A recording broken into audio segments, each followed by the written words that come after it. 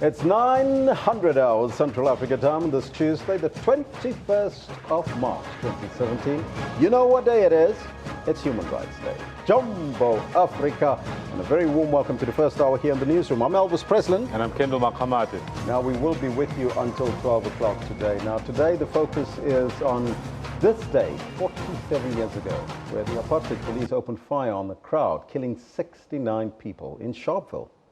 So the question that we posed today, this morning, is very relevant to that 100%. It could only be, what does Human Rights Day mean to you? That's what we'd like to find out from you. What does Human Rights Day mean to you? You can give us your comments on that and let us know what it is you think. We'll read them as we continue, but we're also conducting a poll, Kendall, on the very same topic, because the South African Human Rights Commission has singled out government as a leading human rights impeder. The Commission says that government's inability to provide essential services such as water, housing and sanitation, especially in rural areas, is a violation of the Bill of Rights. That's why we're putting up the poll for you there, so you can see the poll. If the poll is up, we haven't got the poll seems up like it's there. not quite there ready it goes yet. There. There we go. We've got 25 votes that have come in so far, and 20% say yes. We do have a human rights culture in South Africa, which is what our question is on that particular thing. On the poll, where 80% say no, South Africa do not have a human rights culture. Very interesting, that. We'll also wait for your comments on that particular question, so let us know what's on your mind. But right now, it's time to get down to business and take a look at your headlines.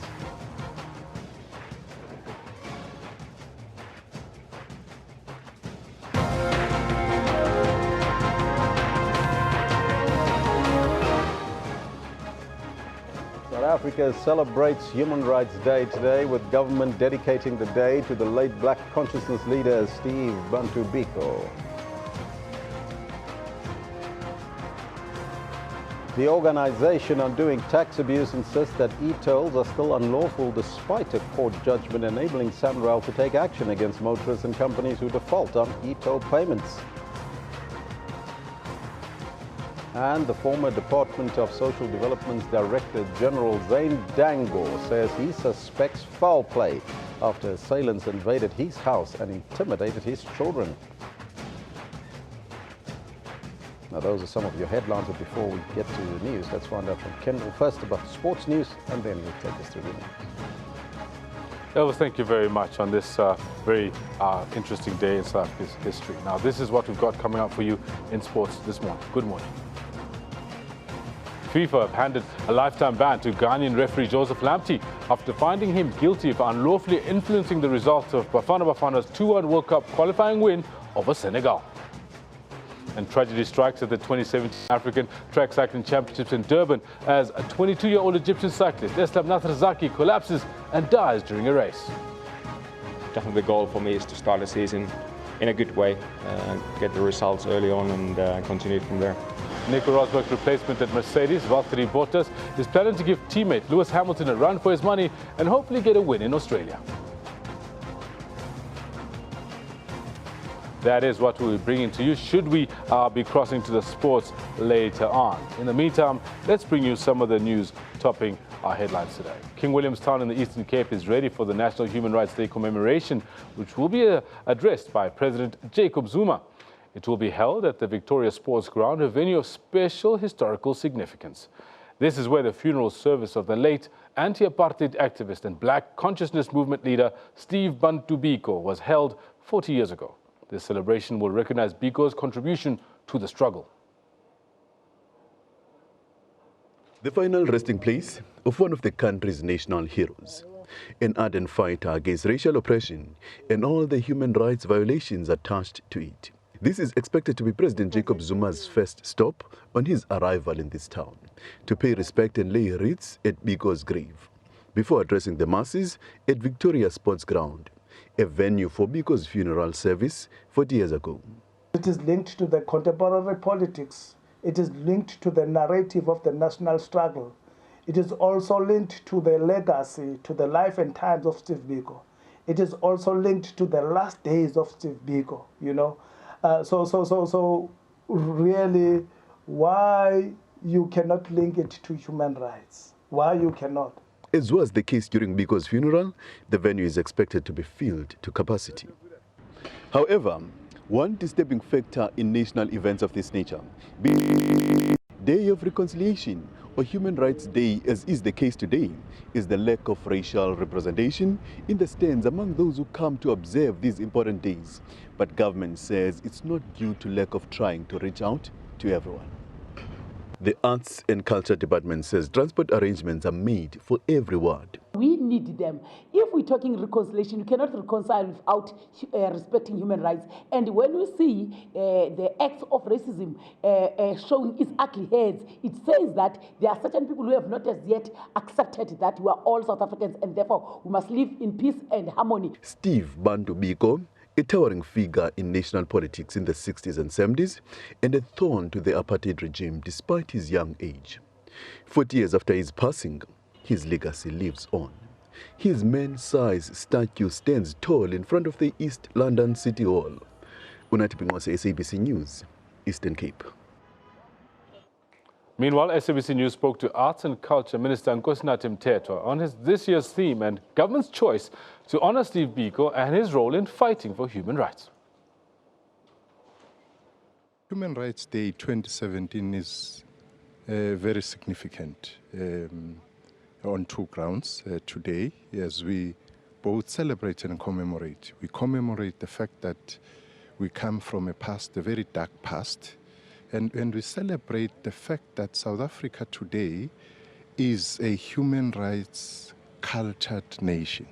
We still have a long way to go. All the basics, all the foundations are there, from the Constitution and so on. Its significance today is that it's the year which has been declared as the year of O.R. Tambo. And under the theme today, unity in action and advancing human rights. Very important because O.R. Tambo himself was one of the leaders who fought so hard for human rights. Because the struggle for liberation itself was a struggle for human rights, for equality amongst people and so on.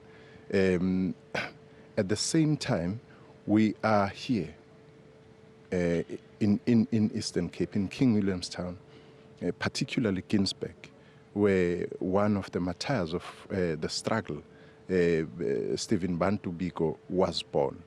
And it was very significant for us as government to come here to commemorate in remembering Steve Biko, how he died.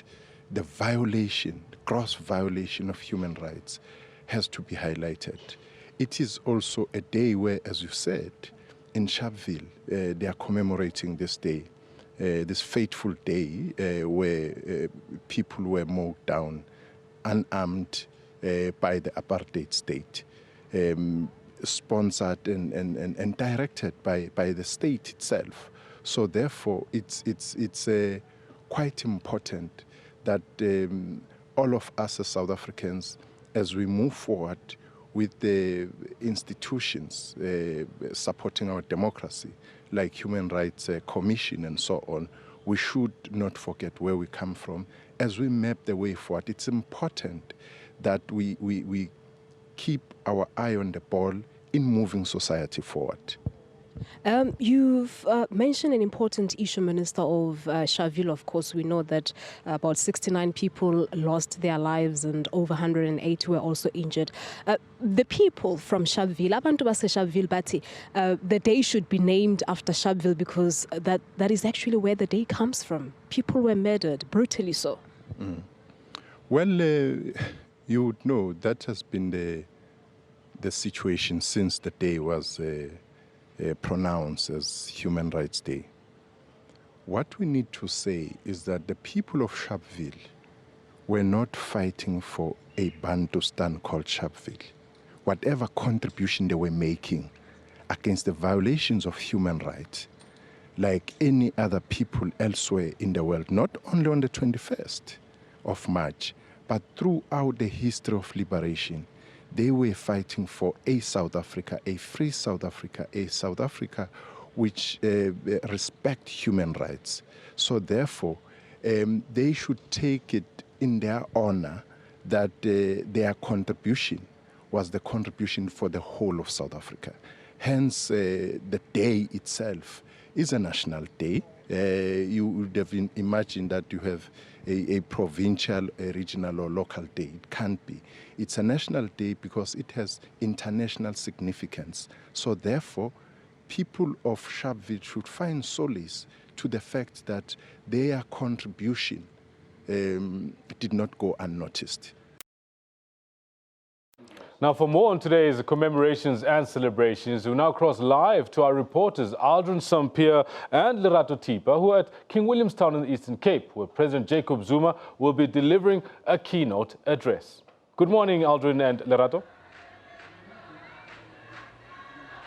Good morning, Kendall. Yes, we're coming live to you from King's Williamstown, the Victoria Showgrounds. And tell you what, at the moment, the stadium is starting to pack up ahead of President Jacob Zuma's keynote address. And I have to say, Kendall, though, just listening to what seems to be ANC supporters and some ANC members, as well as people from around King's Williamstown singing on the grandstands and singing struggle songs, it really tugs at the heart and really speaks to what today is all about. It's about Human Rights Day, but the battle towards Human Rights Day. And those, as you heard as well from the Minister Natim Tetwa, speaking of Steve Biko as a martyr, those who died in honor of South Africans, hoping that one day South Africa will be a non-racial society. And I was actually listening to one interview that Steve Biko had, which is, of course, said to be a rare interview, where he speaks about that one day South Africa will be completely a non-racial society. And it's 2017, and if you look back at Helen Zille's tweet, and you wonder if indeed South Africa is a non-racial society. And this is an issue that has been raised across various media platforms as well as social media. And as I've indicated that I'm not alone, I'm here with the beautiful Lerato, who's enjoying her Human Rights Day as well. I definitely am. A very good morning from the beautiful Eastern Cape at King Williamstown, where we are celebrating Human Rights Day. The theme this year is Unity in Action, Advancing Human Rights. And I think the beauty about it, Aldrin, that this very ground that we're on, Victoria Grounds, is where Steve Biko was buried. And how beautiful is it that 40 years after his death, people like you and I, who never access to the place, can now come and celebrate Human Rights Day here. And this afternoon also going to be celebrating O.R. Tambo, a man who was a pioneer in human rights. Steve Biko, who speaks about black consciousness, about BCP, and a man who really champions student politics. And now 40 years after his death, we are here celebrating, listen to freedom songs, people saying, you know what, 40 years after his death, do we really have human rights? Yeah. I think a pertinent issue to touch on early on was the issue of SASA, that even though we are celebrating Human Rights Day, but there's still some important issues, such as the SASA issue, which still are thorny issues in our human rights. And this was, of course, highlighted by the Constitutional Court, which handed down a judgment last week, Friday, where Judge Froneman emphasized on Section 27 of the Constitution that says that everyone has the right to social grants, well, social assistance and social security. We were speaking about Steve Biko being a black consciousness movement leader, and I hope that President Jacob Zuma will emphasize on that today, where he speaks about Steve Biko and the legacy of Steve Biko, because I feel that what South Africa has failed to have done, especially the government as well, is that we've failed to emphasize on black consciousness and what it means to be a black South African, especially in current South Africa. Steve Biko saying that the most powerful, potent weapon in the hand of the oppressed is the mind of the oppressed. The one thing that you really advocated was that the black child, you can do it. He emphasized that we can transform institutions, we can revive systems, but the only way we can do that is transforming our own minds first. So like you're saying, I think the government has failed to teach us as black people that as individuals, you can transform a society, you can challenge society, challenge systems, and by self-transformation first, then we can also transform systems as well. So I think that's what government is focused on now, is teaching the black child that you can do it, that institutions, you can do it. But we are not alone. All over the country we have reporters. Let's cross over to Langa, Noma Wetun here. What's going on in their side of the world? Well, thank you very much, Lerato. Very good morning to you. Indeed, we are coming to you live from Langa here on the Cape Flats.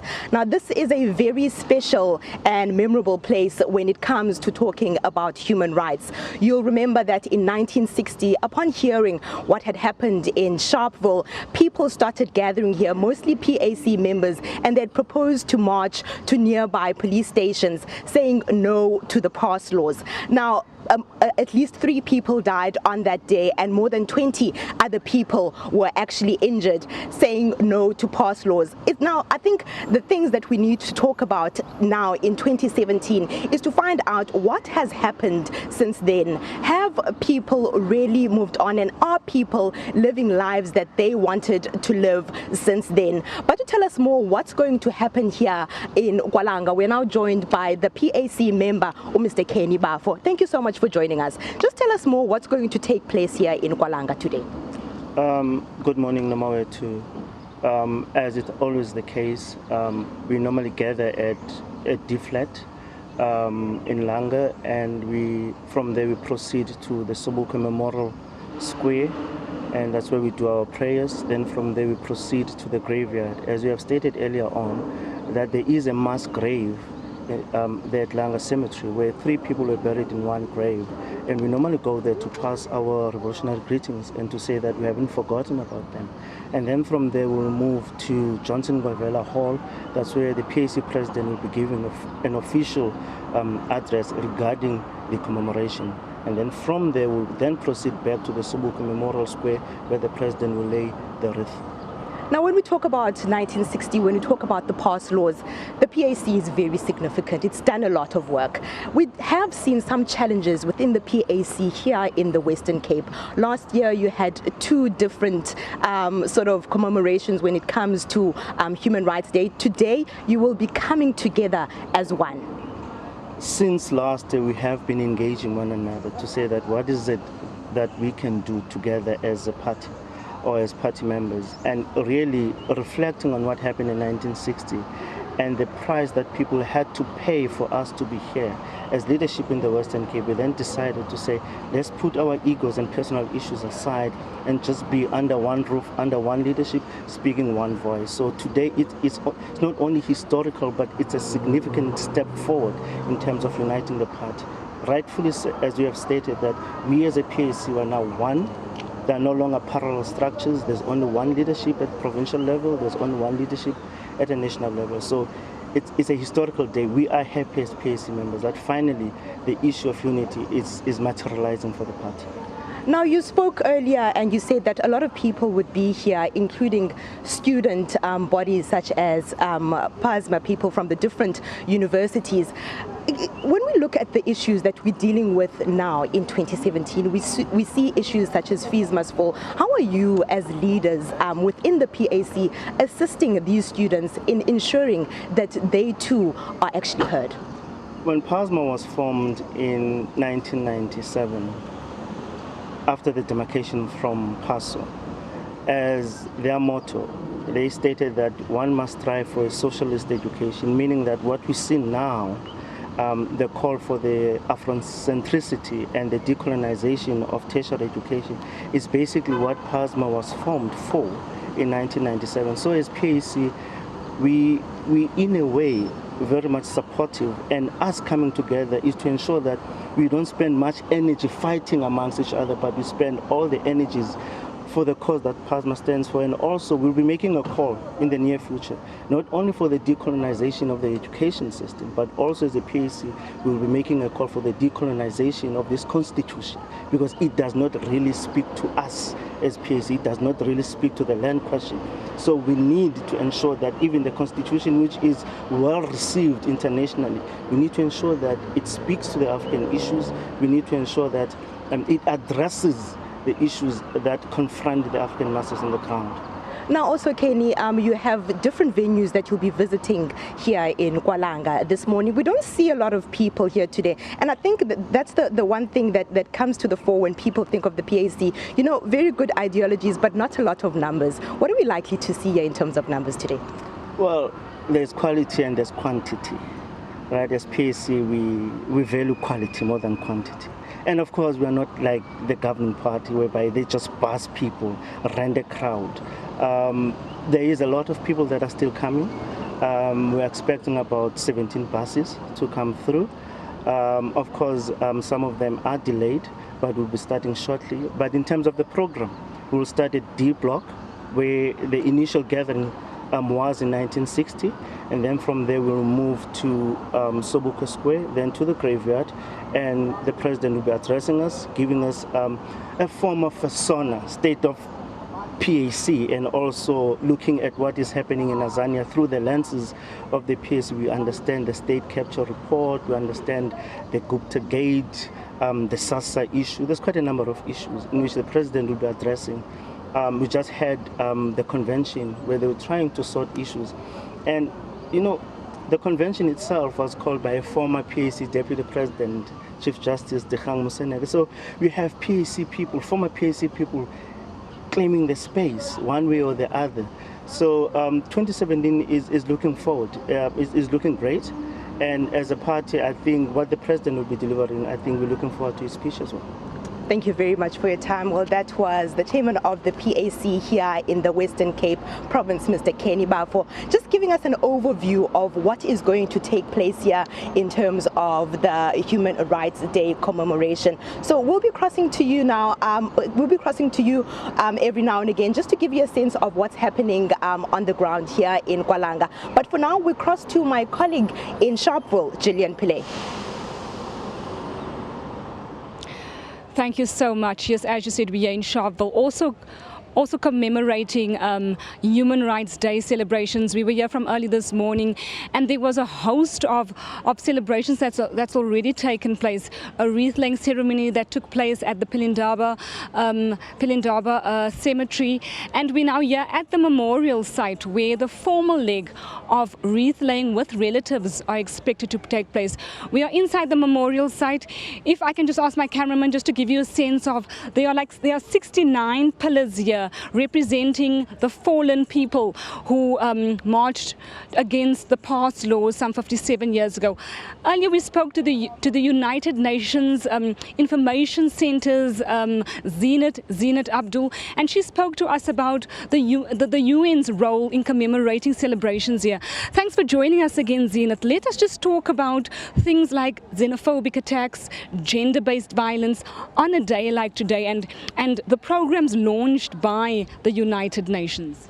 So I think it's important to highlight that the issues of violence, gender-based violence, xenophobia, racism are not issues that are unique just to South Africa. In fact, we're seeing on a global level, the UN sees that gender-based violence is a serious concern, xenophobia as well as racism, and because of because of it being such a growing concern, last year the United Nations launched what is now known as the Together campaign, and the aim of the Together campaign is to promote social cohesion amongst people from different cultural backgrounds, different racial groups, different ethnic groups for that matter. And I think it's important that, the United Nations, we cannot do our work without strong, credible partnerships, and it is important that we partner with governments, such as the ones coming today as well, and important stakeholders in order to further this campaign and create the dialogue so that we can promote social cohesion amongst people. Earlier we spoke around, cases that we saw gripping headlines during the course of this year, like in recent years. We've seen, like you mentioned, the Penny Sparrow case. I mentioned the case of a domestic worker handcuffed to the home of an employer. Let us talk about, do you think people know their rights, or are they holding back in fear of maybe losing things like employment and monies?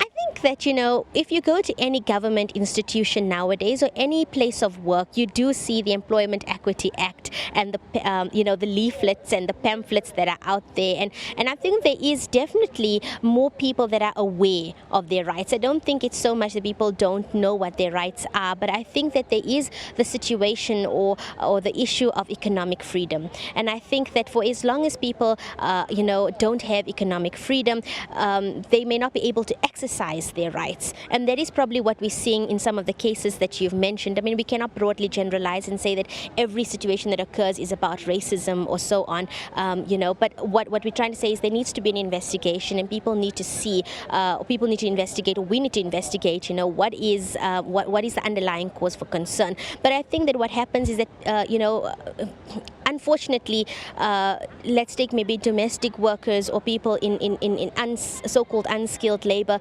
They do know a bit about their rights, but they're unable to exercise it all the time because they are so desperate for that income. We've got situations of child-headed homes, we've got instances of extended families where they've got many mouths to feed. So it's not just so easy to say, I know this is my right and therefore I'm going to leave because you're not giving me what I deserve in terms of a paycheck or whatever it is, or the conditions to work. But because they're desperate for that money, they would actually stay in those situations. On the other hand, we're also seeing cases where that has led to a lot of, in some cases, where employees become disgruntled, resentment, there's anger, and they also resort to violence as well. So I think we're seeing both sides, flip sides of the coin. Let us just talk about, we are where we are as a country. How do we heal from the past and how do we move forward? Looking at the cases that we've mentioned, looking at the things that you've brought up around, that we an unequal society around economic wealth, around economic empowerment. I think South Africa has very good institutions in place, such as the South African Human Rights Commission, for one. Social media has been really great of late, where, the moment we see anyone posting what is deemed racist or wrong or taking away from human dignity, and that is the purpose of human rights. It's about human dignity. Social media activists or even simple ordinary people have come forward to say that's not on. We will not accept this in a democratic South Africa. And I think it's important because the civil society in this country has been very robust, and on a regular basis the United Nations liaises with civil society organizations, government organizations, NGOs, and says, since you have meetings with people on the ground, you're familiar with the communities, how are we able to take these discussions forward? And I think South Africa has made great strides from where we've come from to where we are now. But of course, it's work in progress, and we have to change people's mindsets. Just one more question. We're here within the memorial site and we come back here annually, and we are moved by, the sacrifices that was made. Under the United Nations, what does a day like this mean? Oh, this day has a lot of significance for the United Nations. I mean, as I said to you earlier, it was this massacre, the loss of these 69 people, that led to the Security Council passing one of the first resolutions in its effort to try and end apartheid. It was the massacre that highlighted to the world the term apartheid and the actions of an apartheid government. It was this massacre that led to the setting up of an anti-apartheid committee at the United Nations. It was this massacre that actually led to the book of the UN role in the fight against apartheid that was actually given to former President Nelson Mandela when he visited the General Assembly of the United Nations many years ago. So, it was this event was the impetus that led to so much more that led to 1994. That was Zenith from the United Nations Information Centre in Pretoria, just giving us an overview of the United Nations role, commemorating a day like today, looking at the strides that we've made, looking at where we are as a country, but also talking to us about where we are going. We're now linking to our colleagues in the Eastern Cape, Aldrin St. Pierre and Lerato Tipa. Take it away, guys.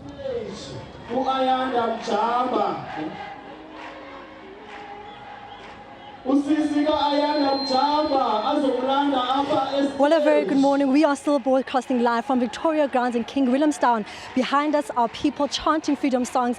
Earlier on, when we walked in here, we saw people getting food parcels. And I was thinking to myself that that's just the basic human right. That some people came here just to get a food parcel. And you'd expect that 20 odd years after democracy, the basic human right of food, security, shelter would be a provision. But obviously, our country is not so like it is today. Well, definitely. And as you've seen, yes, SABC News will be bringing you blow-to-blow coverage of the Human Rights Celebration all the way from Langa to Sharpeville on the Vaal, and we'll be heading off to the cemetery where President Jacob Zuma will be laying down the wreath. And quite importantly, interestingly though, what Nomawetu was speaking to the PAC representative is what happened to me last year during this time. It's just before the Human Rights celebrations, the divisions within the PAC played out. The divisions within the PAC played out just in Sharpeville. As I was interviewing one of the PAC members, another member then came came in and shoved the mic, took the mic off, and we had to make sure that we continue with the coverage of that. But we understand that President Jacob Zuma has now arrived at the cemetery where he will be laying a wreath, and we have our colleague there, Unathi Pingosa. Unathi Pingosa, in the words of Steve Biko, I write what I like. Thank you very much, Aldrin, and a warm welcome to all our SABC News viewers. Indeed, the hour has really come now. We can tell you that the Deputy President, Cyril Ramaphosa, in the Gauteng Cape Premier, Mr. Phumulo Masualle, of course, they are accompanied by the Biko family. I can see Umamuntsiki Biko, and of course the son, Gosnati Biko, and along with other sons, they are also here to come and honor Utatu Steve Biko. In no moment, we expect that the President Jacob Zuma is also expected to touch down here in no time, and of course they will go down to the gravesite first. That's where they will lay wreaths on the grave of Mr. Steve Biko. It has been pampered a bit. It's given a bit of a facelift. Those who know it, who've been here before in previous events, may know it. But I can tell you now, the grave that you are going to see now is completely different to what you may have seen in the past. It has been given some facelift, and of course it is in honor of Tata Steve Biko and the contribution he has made in the liberation struggle and all the human rights atrocities that are attached to the racial divide that was punted about by the apartheid regime in South Africa. And right now they have walked into the grave, and I understand that some of our cameras are already inside there. We'll give you a bit of a view as to what is happening there, and as the president and of course the family will pay respects to Mr. Biko. And of course, I can tell you that the Presidential Protection Services fully armed. And of course, I can imagine they're probably waiting for the president's arrival, which is expected at no moment now. The men in uniform, of course, the police services, they were inside the gravesite a little earlier, did their sweeping. And of course, the stage is set now for the president to arrive and take over this ceremony in honor of this great man who died at the tender age of 40 years. But rather 30 years, 40 years after his passing, his legacy still lives on. He's one of those who are recognized and, of course, honored for having kept the fires burning, particularly in the 60s and 70s when the liberation struggle movements were banned. He's one of those men and women that kept the torch burning, ensuring that the fight for liberation is not forgotten in this country. The people of South Africa are conscientized. Of course, on my right, I can see some beautiful pictures. The military, they are here, and I'm sure the arrival of President Jacob Zuma is not very far when we are seeing these men dressed nicely in South African military gear. This is the ceremonial guard, and of course they are doing this as we are waiting for the arrival of President. And of course I can hear some sirens, and that can only mean that the President Jacob Zuma is not far away from here. That some of the ministers that are expected to be here, we've seen already. The Arts and Culture Minister is already here. We understand that the Defense Minister, Nosiviwe Mapisa Ngagula, is be among for this how it came about. Of course, it was due to the Langa massacre, of course the Sharpeville massacre. I had Gillian over there, and of course the Langa massacre in Cape Town also. The Langa massacre in Wreath, though that is how this day came about. It is in human rights, in respect human rights, of course, and the constitution of the country, in which human rights are right at the crux of what our constitution is about everyone's rights are expected. And we all know what happened to the rights of the men we are remembering here today. A very brutal manner. Rights were grossly violated, dying at the tender age of 30 years, of course. This year he would have turned 70. And that leaves you wondering, what could have been if this man was still alive? Like I'm saying, he would have been 70 by now. What an immense contribution he would have done, one can imagine. But of course, the apartheid regime could not silence him. All right, with that, let's link up to what's happening at Victoria Ground. I understand that my colleague Aldrin St-Pierre is standing by there. Well, thank you very much there, Unati. As you've indicated that the SABC will be bringing you blow-by-blow coverage of today's Human Rights Day celebration and commemoration. Unati mentioned there that the Minister of Defence is part of the delegate currently at the cemetery. And hopefully later on we get an opportunity to speak to her, because remember that she is also the cabinet chairperson on the security cluster. And we need to speak about, in terms of human rights, when we speak about South Africans and their human rights in South Africa when it comes to the issue of how police deal with service delivery protests. We saw what happened in Marikana a few years ago, and that Marikana incident has been compared to the Sharpeville massacre. The Marikana incident has been referred to a massacre in itself. And of course there was the commission that looked into what happened in Marikana, and there were a few recommendations that were made around how the police should deal with service delivery protests, which we have seen a lot of, where people are demanding their rights, which are enshrined in the Constitution. You spoke earlier on about the basic rights, the water, the sanitation and so forth. Those are issues that are enshrined in the Constitution, in Section 2 of the Constitution, where we look at the Bill of Rights. I think another pertinent issue is the issue of xenophobia. We saw huge xenophobic attacks at the beginning of this year. That's a human right as well. If people from other countries come into our country looking for refuge, and they come to our country and their rights are violated as well. So I think it's also a pertinent issue that the President perhaps must address. The issue of xenophobic attacks in the country, we're becoming too prevalent in our country as well. Well, it's quite a thorny issue, the one about xenophobia, because if you speak to former President Thabo Mbeki about it, the former president will tell you that, listen, this is not xenophobia, it's Afrophobia.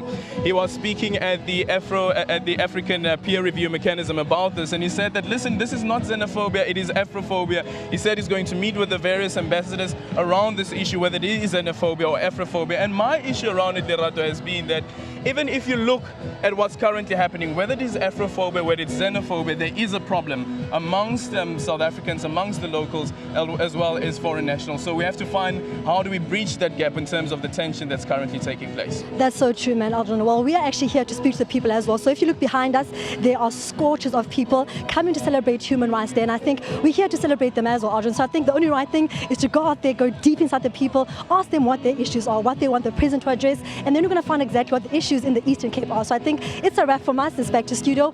Join us later on as we go to blow-by interviews, go to blow-by interactions with Voxies, and speak to people about what their basic human rights are. If you look behind me, we have people dressed in their colors, and they're here to celebrate Steve Biko or Tambo. And in the words of Tambo, in the words of Steve Biko, you have the power to transform the country. It all really starts with you. It's back to you in the studio.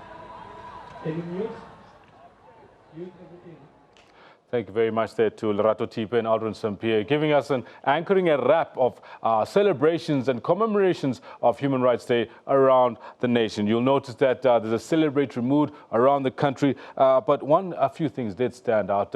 One is that there are absolutely no whites in any of those scenes, which is one asked the question, this thing of bringing in all South Africans and creating a non-racial society, clearly one of the things that need to be spoken about alongside the Afrophobia or xenophobia, as well as the sticking to the Constitution and making South Africa proud to be what it is today. Now, Elvis is going to carry on this conversation a little further, and it's back to you, Elvis. Thank you, Kendall. And indeed, social cohesion is one of the issues that we need to address and that we need to talk to. And this is exactly what we're going to do now. Human Rights Day in South Africa is a commemoration of the Sharpeville massacre that took place on the 21st of March in 1960, where more than 60 people died during a peaceful protest against pass laws. And many more were wounded. For just over a year in South Africa, human rights have been put in the spotlight, with many incidences that sent the media and ordinary South Africans into a frenzy. Now, to talk to us more about Human Rights Day, we're now joined by Sarah Mota from the Foundation for Human Rights. Sarah, a very good morning to you and welcome. Good morning, Elvis and the viewers at home. Now, first and foremostly, everybody knows about the Human Rights Commission, but the Human Rights Foundation, or the Foundation for Human Rights, is a different entity altogether. Tell us more about the foundation and what do you do? The Foundation for Human Rights was established in 1996. This was after the late Minister of Justice, Dalla Omar, suggested that 10% of the EU aid, EU funds, must go to support civil society organizations. Then in 1996, the late State President Nelson Mandela signed off this agreement that the Foundation for Human Rights, through the Department of Justice, can administer and support grassroots organizations, civil society organizations, to teach people their simple basic rights. That was after the 1994 Constitution came into force. So the foundation was established for that purpose, to facilitate the promotion and raising awareness around Constitution. Now, today we are conducting a poll because it's Human Rights Day. We want to find out from South Africans what do they think about this and if we do have a human rights culture. Let's put up that poll then and just see what the poll looks like at this point in time. If we can put up the poll there. There we have it. We asked the question, do we have a human rights culture in South Africa? Hashtag Human Rights Day, Sharpeville Day, Sharpeville Massacre. 80% of people say no. We don't have a human rights culture. 20% are saying yes. Now, I'd like to get your thoughts first and foremostly on that, Sarah. And is that perhaps a reality from what we can gauge from this poll? We still have a long way to go, Elvis, in terms of creating a human rights culture in South Africa. There has been some achievements around that. For example, people can now vote. They know that they have a right to vote. When it comes to the time to go to the polls, they know they have to go and exercise that right. However, the culture of rights, it's something that is progressively needed to be built. And it's through human rights awareness and human rights education activities. And importantly today, as it is Human Rights Day, there is a need for continued education of the rights that the people have. And it will be through that education that people gain knowledge and skills, then the right attitude to exercise their rights. And their rights, as you might know, come with responsibilities. Yes. So the culture is something that we create. It's not something that is latent. It's something that is non-static. It's something that evolves. And it's through that process of education and awareness that people will infuse a culture of peace, a culture of tolerance, a culture of non-racialism amongst each other. So that at the end of the day, we have this diverse, non-racial and a democratic society. Talk to us about the awareness and education that you're referring to, because that's what your foundation is currently doing. How do you go about doing that, especially in poorer communities? Certainly, as I said, that we support grassroots organizations, though those are in communities where there's lack of awareness and education about the Constitution. We also have what is called community-based advice officers.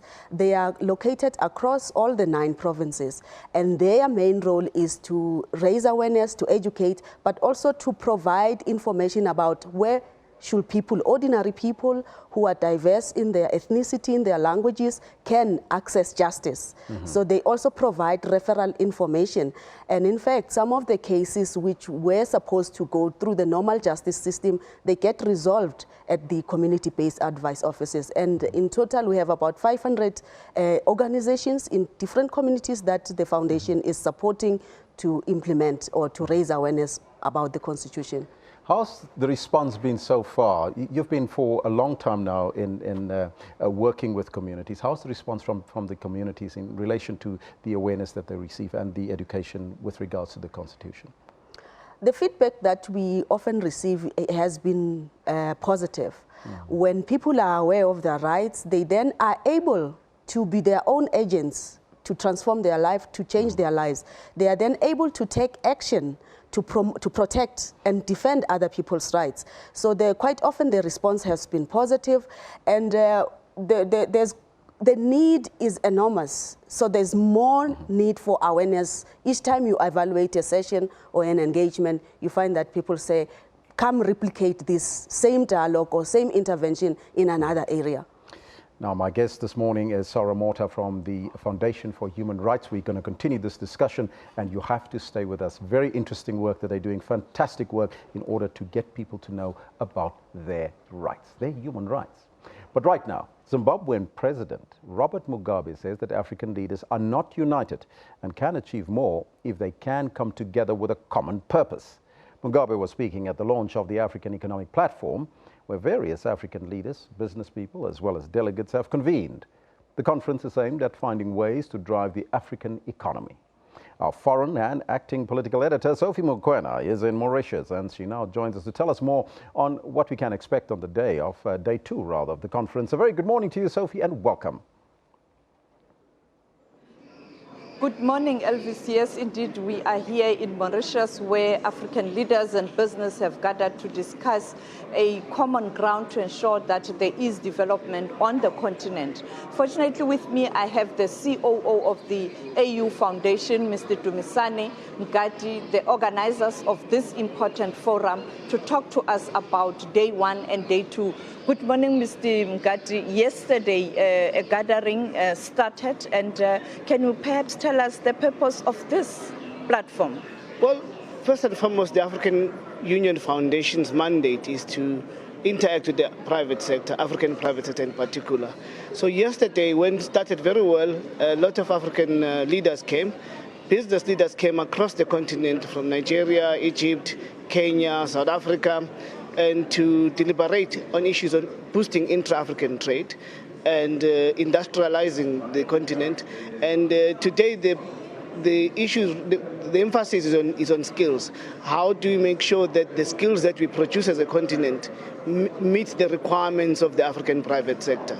One critical issue that President Robert Mugabe raised yesterday is movements of goods and services, including people. We are aware that currently in South Africa we had a problem where there was attacks leveled against foreign nationals.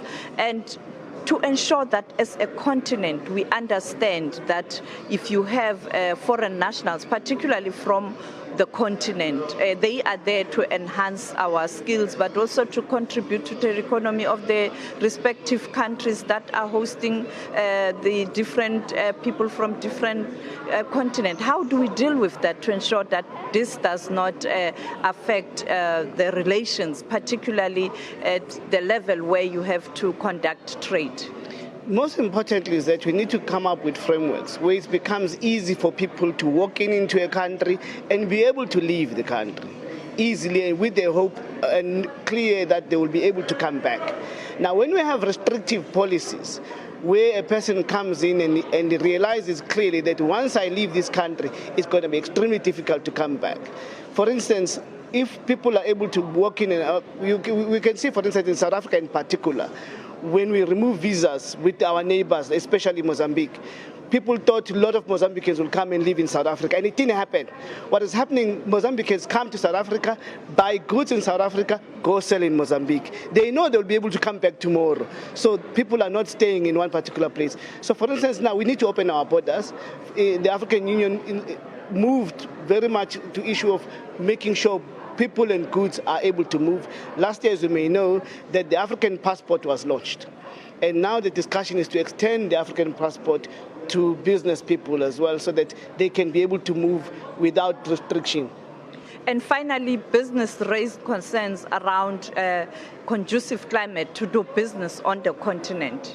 I'm thinking of the tariffs in particular. How are you going to handle that? No, the issue of tariffs is something that is now going to be addressed by the Continental Free Trade Agreement, that heads of states and business, everybody agrees. It has to be agreed by December this year, which will look at Africa as one market. And then in that way, we no longer have to think about so many trade issues. But also here, with companies that are here, they are also assisting the African Union in coming up with issues of easing. Because yes, things need to be done accordingly, but we also need to make sure that we simplify the system of moving goods and people in the country. Thank you for your time, Mr. Mgadi. That was Dumisani Mgadi, the COO of the AU Foundation, talking to us on the last day of this important conference. This conference will be held again here in Mauritius next year. It will be an annual event like, for example, your World Economic Forum, where Africans will gather here to discuss a way forward in terms of developing the continent.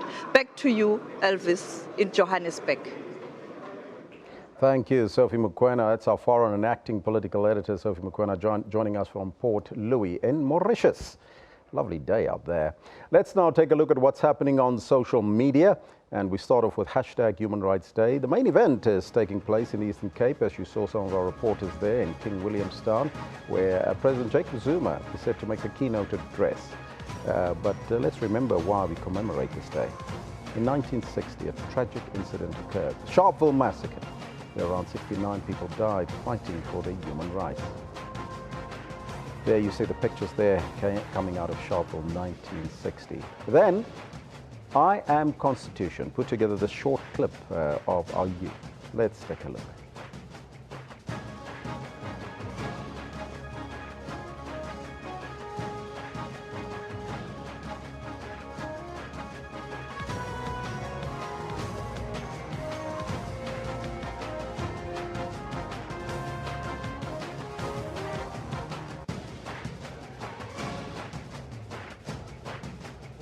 The sound failed us there.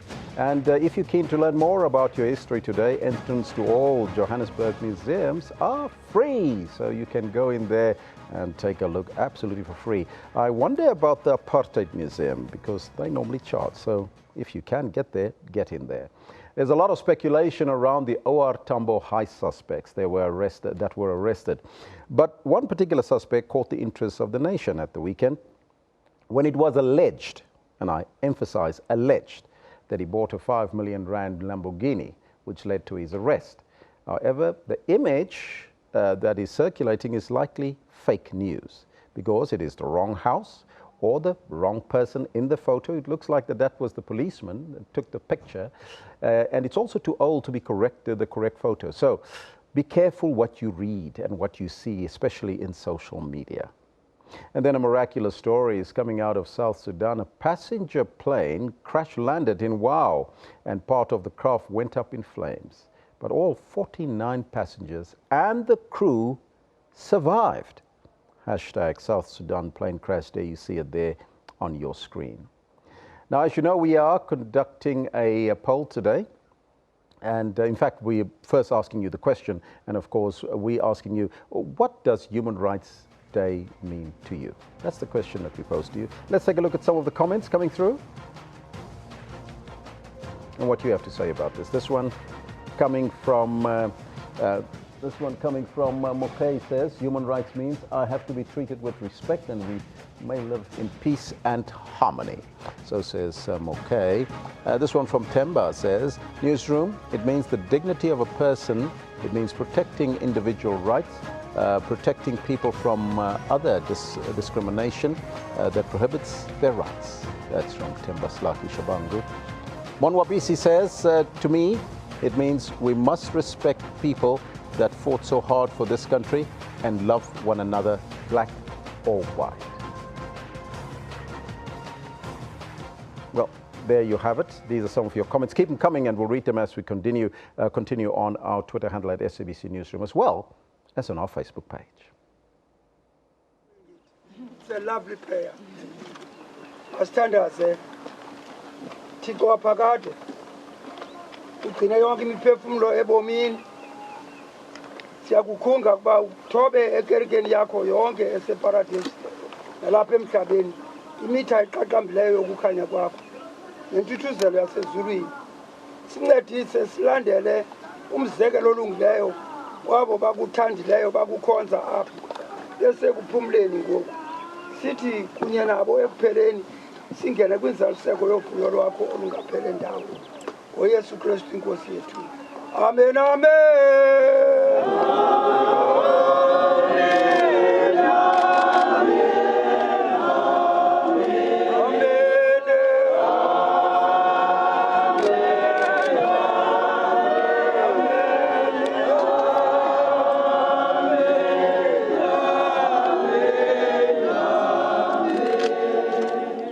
Egameni loYise loNyana loMoya Oyingcwele. Amen. Egameni loYise loNyana loMoya Oyingcwele. Amen. Egameni loYise loNyana loMoya Oyingcwele. Amen.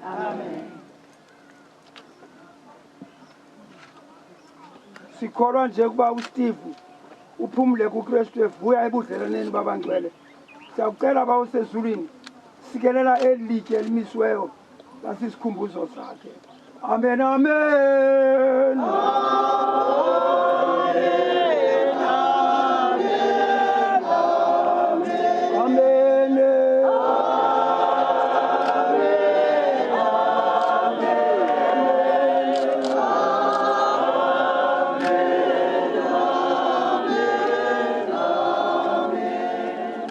egameni likaThixo uyise unyana nomoya oyingcwele siyalinikela elilike besisikhumbuzo sikaSteve.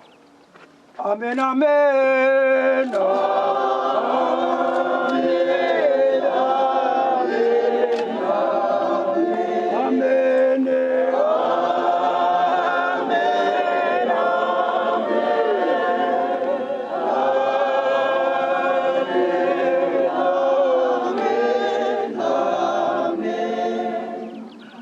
Enkosi kakhulu bawo unyawonhle Nkosi Nceku kaThixo siyabulela ngalomsebenzi umkhulu kangaka owenzileyo.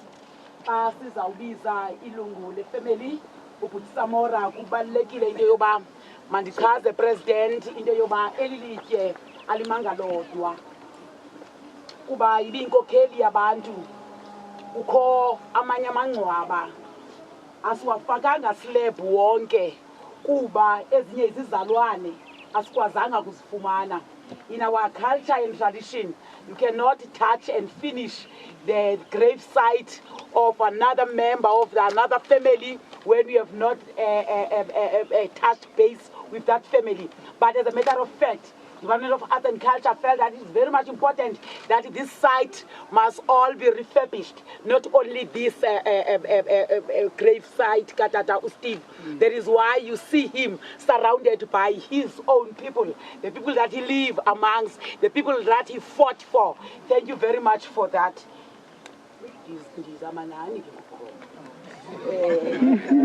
Now, allow me, ndibize uBhuti Samora Biko khona ukuze and kumele into bangale mini okanye ngalo nyaka ngo1977 bawabantu bayihlatyelwe ingoma ethi nansi indoda emnyama vele vuthana nansi indoda emnyama vele vuthana nansi indoda emnyama vele vuthana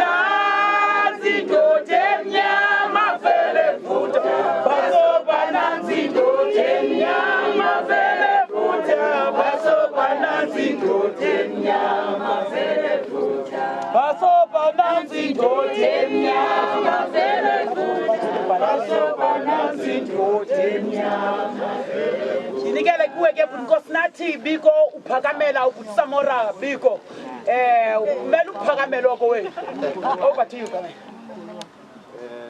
Mongameli Sekela Mongameli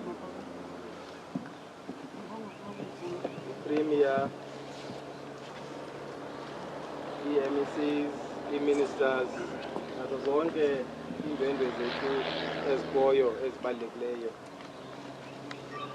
ezinsapho besisebenzisana nazo ukulungisa elikhaya lokuphumla zamanyanga wethu izihlobo nezalamane nawuqaphela ke ukuba umahluko phakathi koSamora nami akekho mncinci akekho basonde lapha kunabambona oyena umuntu othathe ithomo likatata kunofana uMthango wafana naye kakhulu ngamshiyela ndiyabona ibele ngobubele bam yiyo lento engaka nje Mongameli ngithatha elithuba ukuphakamela osapho lwakwaBiko usapho lwamagcina oqhamela onokwinta omalambendle athi inyama enyamakazi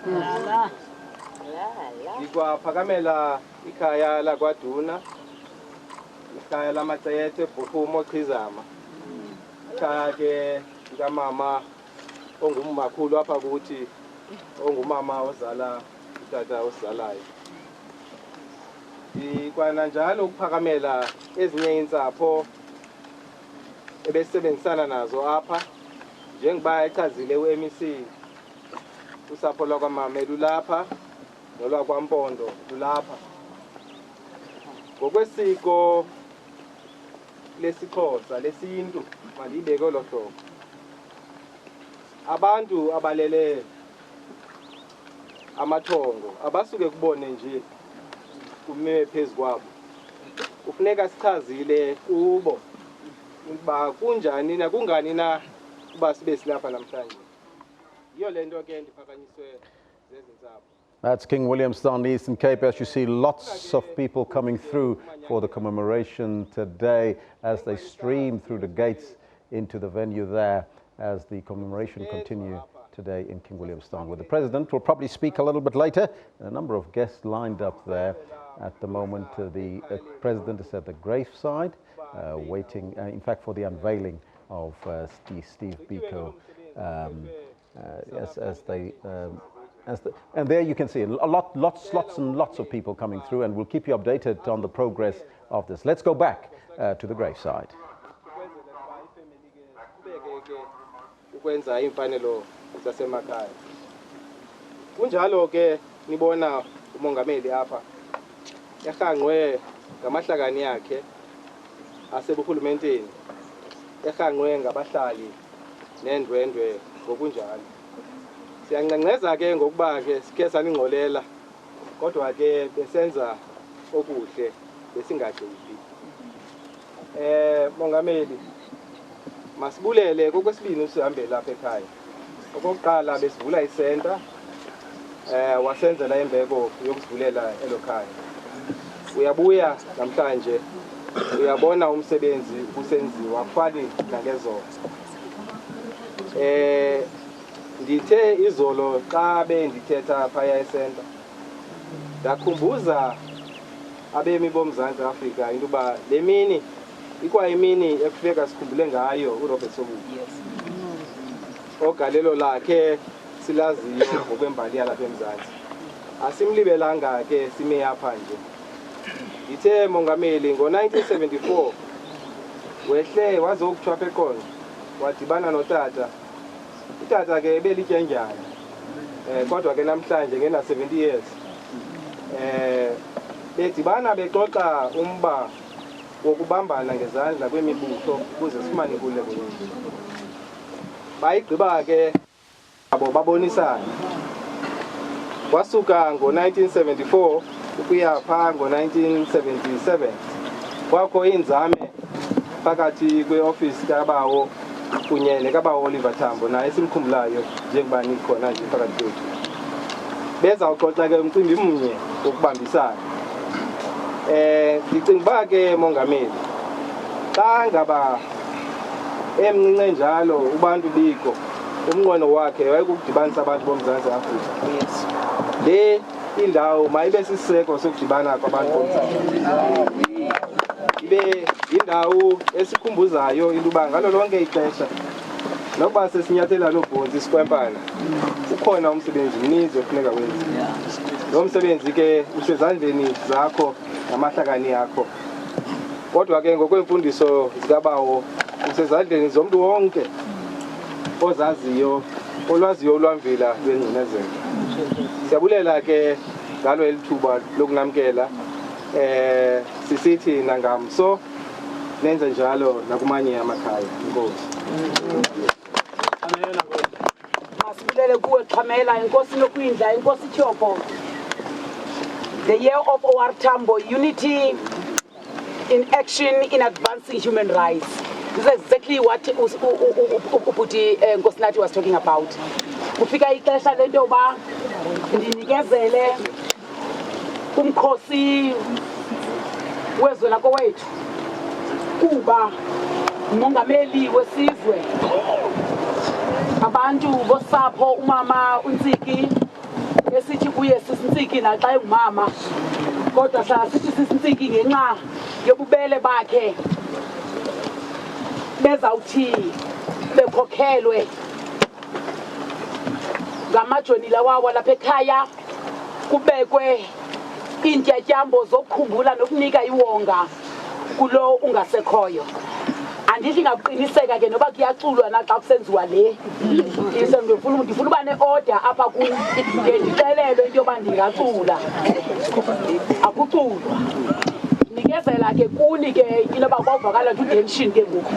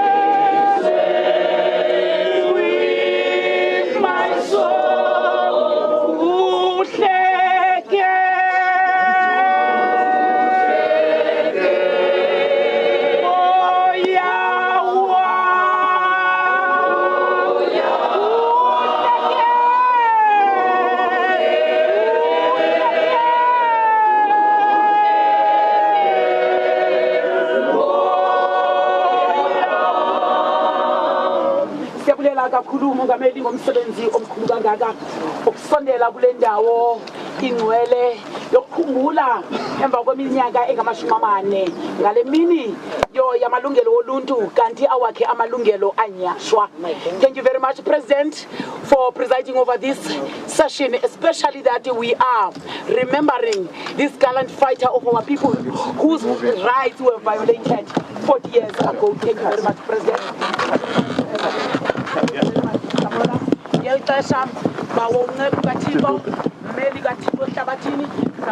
Well, it seems like there's a problem with our camera over there, and it seems like they run out of battery life, but we'll go live there back again as soon as we can. We'll take a short break, and we'll be right back. As you know, the wreath laying of Steve Biko's tomb there in Eastern Cape will also cross to the stadium a little bit later, so we'll keep you posted on the developments around the country.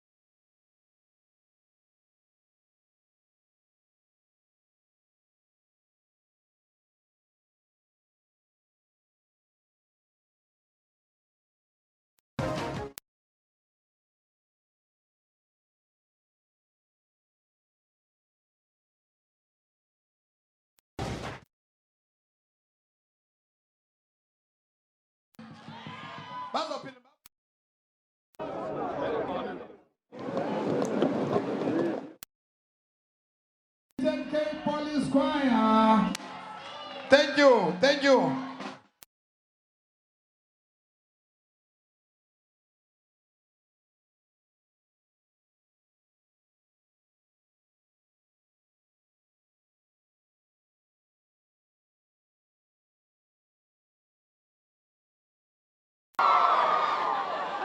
All right.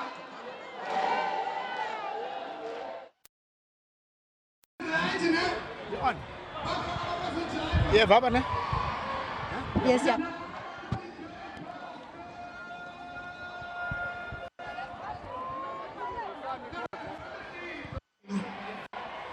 Can I grab a random drink?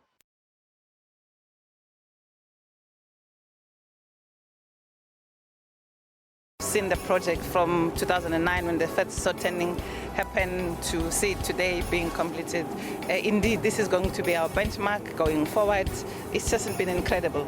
Jammeh has said in the past that only Allah can remove him from office and once claimed he would rule the tiny riverside West African nation for 1 billion years.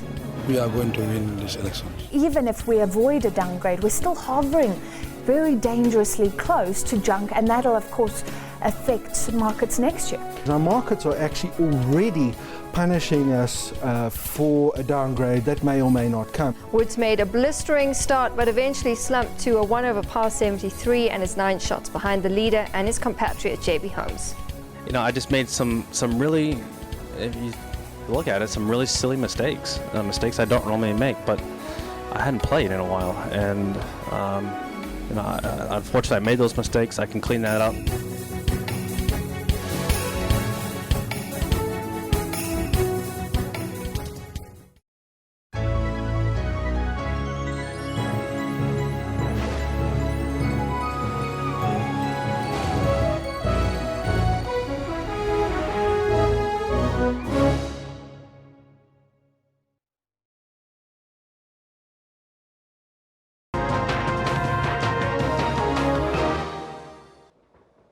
As we continue our roving coverage of Human Rights Day today, we now go back to Sharpeville, where our reporter Gillian Pillay is standing by with the Gauteng Premier, David Makura. Gillian, a very good morning to you. And just give us a background mood there of the people before you speak to the Premier. A very good morning to you, Elvis. A short while ago, the formal proceedings here at the memorial site has gotten underway. What we saw in the last few minutes was that the Premier actually moved around to each and every family member, standing alongside pillars that represents the 69 victims that was part of the massacre here 57 years ago. And what I'm going to ask my cameraman to show you now is that the Premier is actually now moving to the family members, and he's talking to each and every one, finding out the names of the victims and just engaging with relatives, shaking their hands, asking them how they're doing, but also giving them some sort of a word, thanking them that their family members, you know, sacrificed their lives for the greatest struggle of the country. We're just going to move and see if we can talk to the Premier or any of the relatives here at the memorial site. Premier, thank you for joining us. We saw you engaging with family members. How does this moment feel? You look very touched and moved by commemorations here in this at this memorial site. Yes, I think it's very important that as a people we also wage a struggle against forgetting, and that means that the key moments in the history of the struggle against apartheid, people lost their lives, families suffered and sacrificed. So we need on occasions like this to always remember that the struggle for freedom in our country was costly. It cost families. There are real people that we are meeting here, family members of those who were killed, have their stories about how that impacted on their lives. So talking to them, coming here every March 21st, visiting the grave sites of the 69 who perished, talking to their family members to understand what's going on in their lives.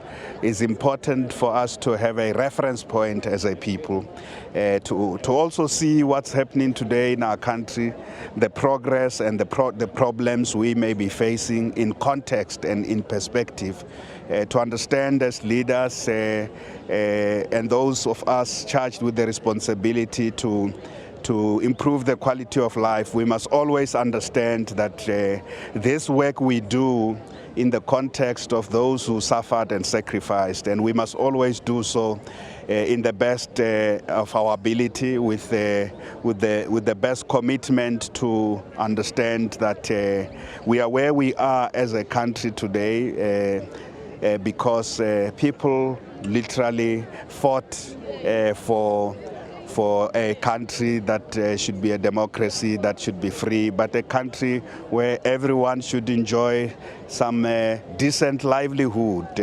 Everyone should have human dignity, and on Human Rights Day like this, we look also at these issues of living in dignity, and some of the family members here have been telling me stories of the troubles and tribulations of daily life where they need help from government.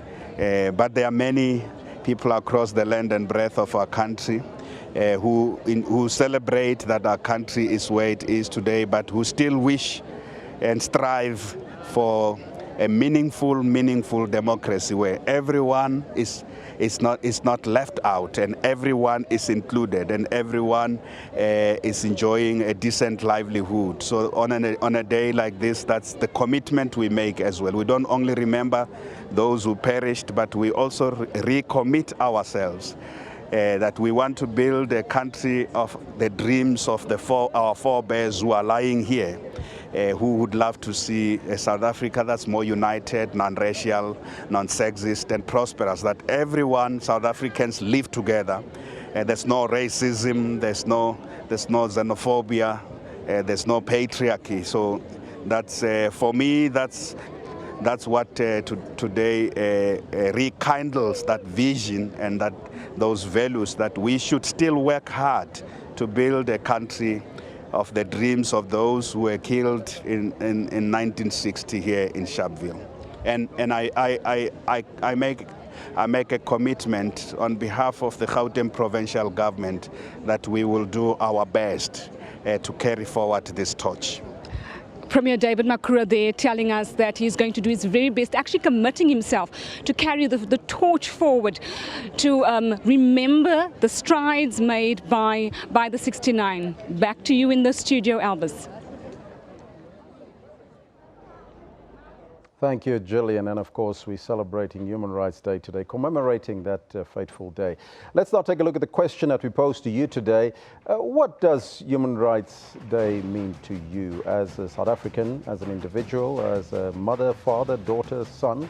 What does it mean to you? On the Twitter handle at SABC Newsroom, as well as on the Facebook page, let's take a look at some of your comments coming through.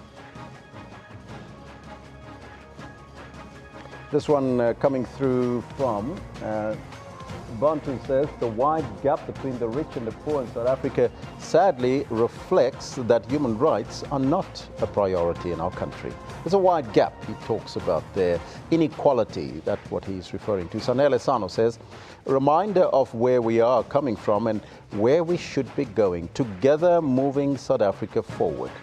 We underestimated transformation, says Sanele.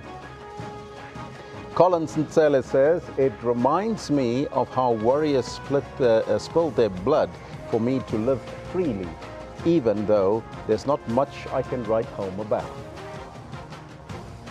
Mbuyiseli says, land is a human right. Steve Biko would love to see the land back to the rightful owners. So says Mbuyiseli.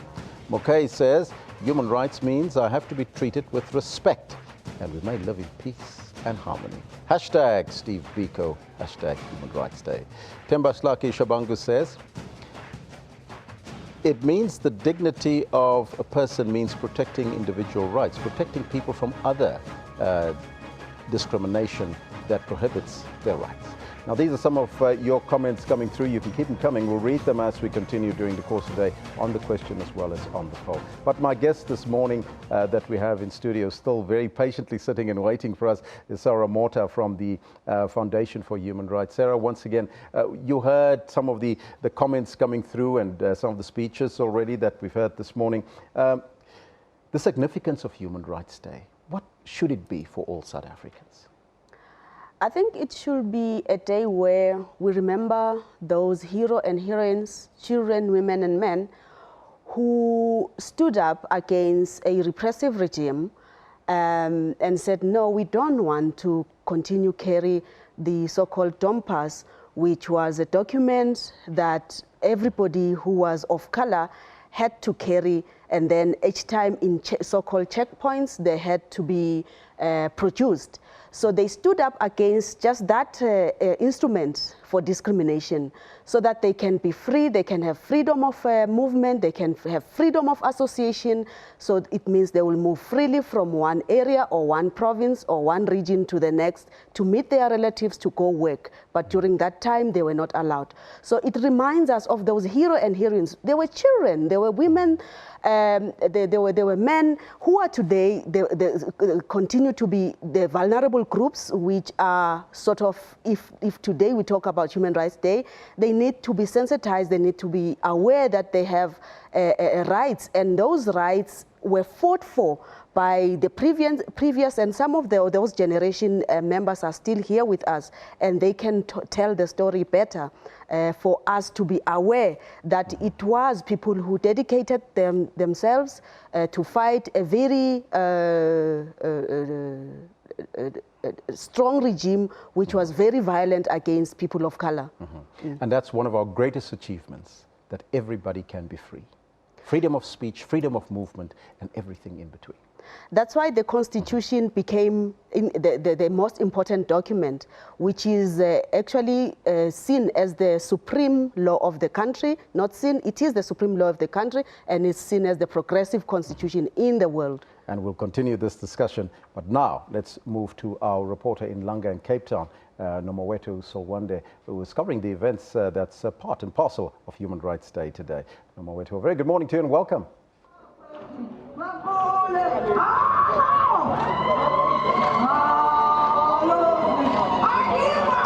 Well, a very good morning to you indeed. We are coming to you live from Langa here on the Cape Flats.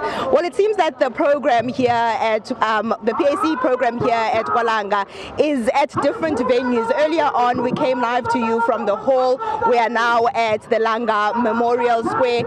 In a few minutes, they'll be moving to do a wreath laying here at the gravesite. At the moment, I'm joined by PAC veterans just to take us through the journey, how far the political party has come. Dada, just tell us, you know, when you talk about the PAC, it's an old political party. How far have you come as a party? The PAC started when we were still together with the ANC, because the ANC was formed in 1912. From there was no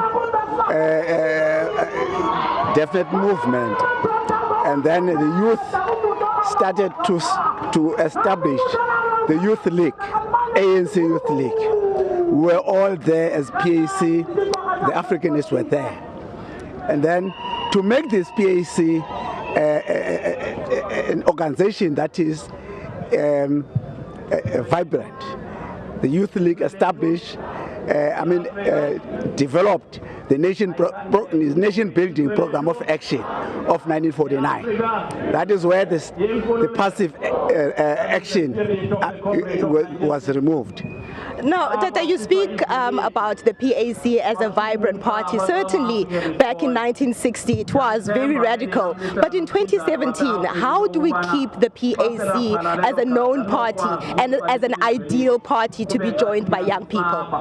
In 20, you mean where? In 2017, how do we still maintain that the PAC is still a vibrant radical party? No, the PAC is still a relevant party because in 2017 we have not achieved the liberation that we aimed to achieve.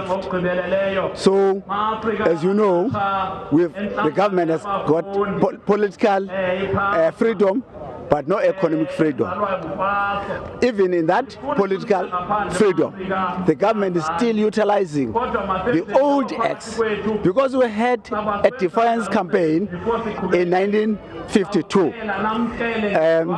against the unjust laws, but still those laws are still applicable today. For instance, the Rioters Act, which was promulgated in 1914, but repealed in 1930, revived in 1954, and also amended in 1956. That act is still applicable. So the PAC is still relevant. Let me just include Dr. Brilliant in this conversation as well. You know, he speaks about the party that is still relevant, but there's a lot that still needs to be achieved 57 years later when people died for what they believed in. What do you think needs to be done going forward? Thank you very much. I think what we need to do going forward, we also need to regroup and also be able to recoup the value of Sobukwe and the group. That value is about humanity, Ubuntu, restoration of dignity, and the question of land, because the land revolves around every issue that is affecting our people. Recently, we have done a research in Kailicha. Out of 10 people, 3 people, 7 people a week go to bed without any food. And in prison, the inmates, which is the females that are incarcerated, 65 of the female are there just for economical crime, for taking yogurt and taking cheese for their kids. So in other words, we have not achieved what we intended to achieve. Thank you. And in going forward, you know, you guys are PAC veterans. Are you bringing in young people within the party to bring in new ideas at all? Recently, I attended a lecture in Baxter Theatre here in Cape Town. Konke Wationgo was addressing. The hall was full to capacity. That was all youth, and all those youth were pledging and their allegiance in Pan-Africanism. So one can say, yes, the PAC, it is growing. Also, I believe that if the roots is deep enough, the wind will not blow that tree away. Now, the event has just been opened officially a few minutes ago. You'll be moving to the gravesite in a couple of minutes. Just tell us more about what the significance of the visit is. From here, as you know, that PAC is actually formed and based. Sobukwe once said that let's build a ship that is based on African ethos and African personalities and African values based on our own experience. According to African beliefs, those who have departed, we believe they are still alive. We are going to pay homage to them and also assure them that we are still on the course. Thank you. Thank you very much for your time. Well, those were PAC veterans, Utatu Buntu, Notatu Brilliant Seth, giving us an overview about what's going to happen today and basically where the party, the PAC party, comes from and the ideologies, their beliefs, and how they can keep the party going. So with that, it's back to you in the studio.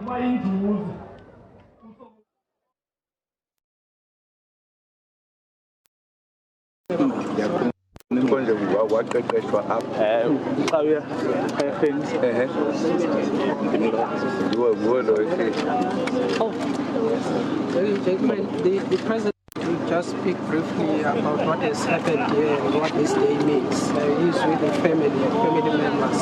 So, Mr. President. Well, thank you very much, ladies and gentlemen.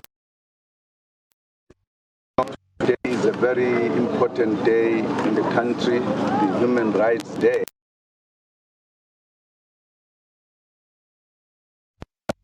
Struggle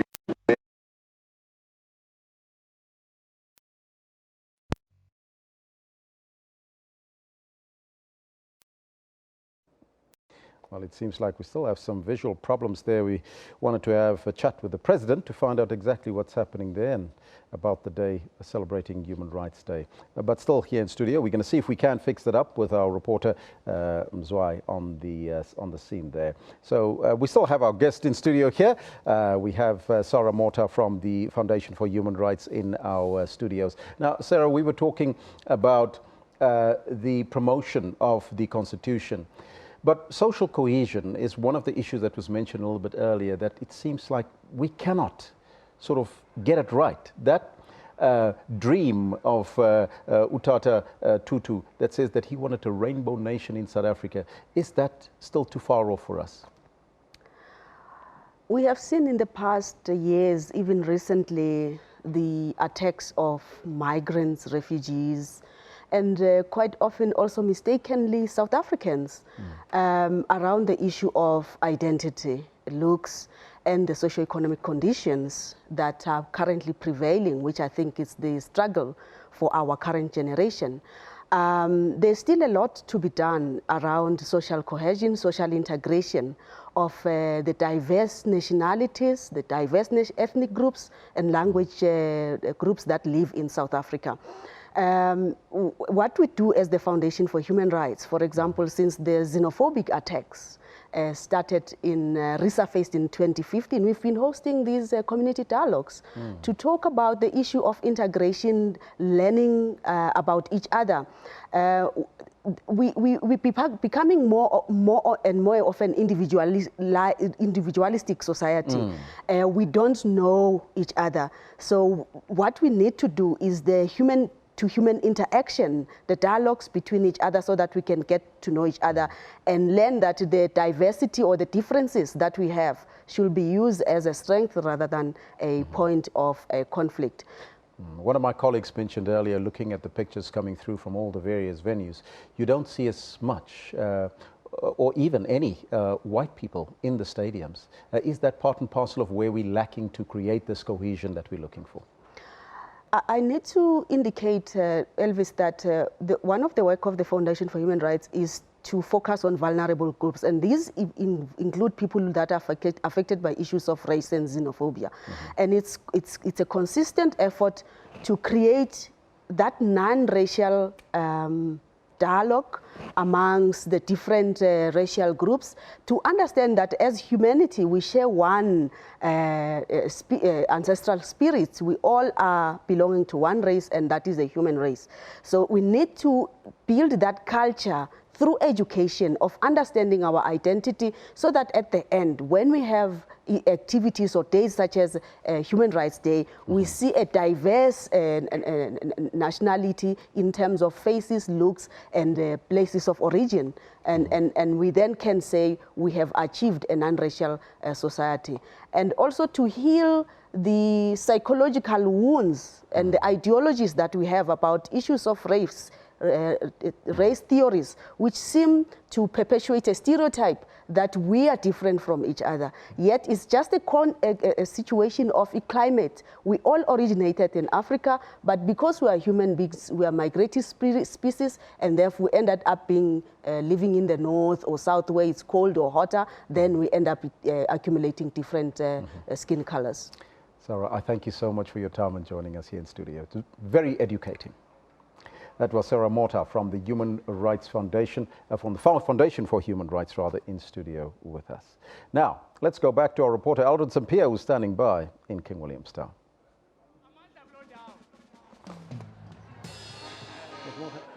Yes, good afternoon, Elvis. And I think Sarah is spot on there on the issue around the promotion of the Constitution and ensuring that all the racial groups are integrated in celebrating these days. For instance, if you look at the number of people who have come out here and celebrating Human Rights Day, you don't get a sense of this is a day that's celebrated by all South Africans, black and white. You mostly see black people who come here out in their numbers to celebrate these days, including Reconciliation Day. And the question is indeed that whether South Africa has reconciled. At what point do we say that South Africa is a non-racial society, which is something that Steve Biko envisaged. And earlier on we saw a wonderful visuals coming from the cemetery where Steve Biko has been laid to rest. 40 years since that incident, 40 years since his killing. And early on when I was speaking to our producer, Thabo Mputini, and was saying that we should actually go to the gravesite and take pictures. It's not ordinarily that you find journalists come out to stories and cover stories, that you have a story that really touches you. And this is one of those stories that really touches me. And one can tell that even from the number of people who have come here out to the this Victoria Grounds stadium here in Kings Williamstown, they resonate with the message that came from OR Tambo, the message that came from Steve Biko. I just want to take you quickly back to visuals about what happened earlier on as people were making their way into the stadium. As you can see, visuals there of people forcing their way into the stadium. There could have been a stampede, but we have to give the police some credit over here as they try to make sure that there isn't a stampede and this doesn't come down to a calamity. But it just tells you that a lot of people want to be part of today's celebration, and that's the reason why they forced their way in, and some have actually been injured. We've had visual earlier on about a lady who was injured while this was happening, and she was whisked off by the paramedics who are also here on standby. If you still want to make your way to the stadium, you're more than welcome to make your way to the stadium. We're going to go cross over to our colleague Lerato, who's standing by with a few guests, people who are celebrating Human Rights Day here in Kings Williamstown. That's right, Aldrin. On my side of the world, it's all festivities. It's been music, dance, everything from Xhosa to Tsonga to Sotho. People out here literally to celebrate Human Rights Day. Now, I did my rounds and walked around, interacted with some people, and I found an interesting man. His name is Tommy Esterhazen. Now, listen to this. In the year 2000, the former President Nelson Mandela launched a program called Yesterday's Heroes, and he's one of the men that was actually given a jacket by the former president. So he's going to tell us here this morning why he's here and what he hopes the president would address in his speech this afternoon. Good morning, sir. Tell us briefly, why was it important for you to come here? And what do you hope the president would address in his speech? Can you repeat it? I just want to find out, why are you here and what do you hope the president addresses in his speech? Thank you, ma'am, for the opportunity to speak about our legacy. And thank you for the day that we remind of Tatu Mandela to free this country for all race groups, for all to celebrate it today. It brings back memory, ma'am, what happened in the past. What happened in the past, I don't think it will happen again. Tatu Mandela laid the foundation, paved the way forward for all race groups. Lastly, ma'am, I want to remind people that we're sharing memories today. This day is very important for all of us to celebrate this day, to celebrate the day of freedom. Thank you, ma'am. Now, we also have some young people today who want to speak to us as well. They've come here in their school uniform, still dressed in school uniform, and they want to tell us exactly what it is that they hope to hear from today. Hello, Chuma. I hear the name is Chuma. Tell us briefly exactly, why are you here? Why is it important for you to come here? And what do you hope?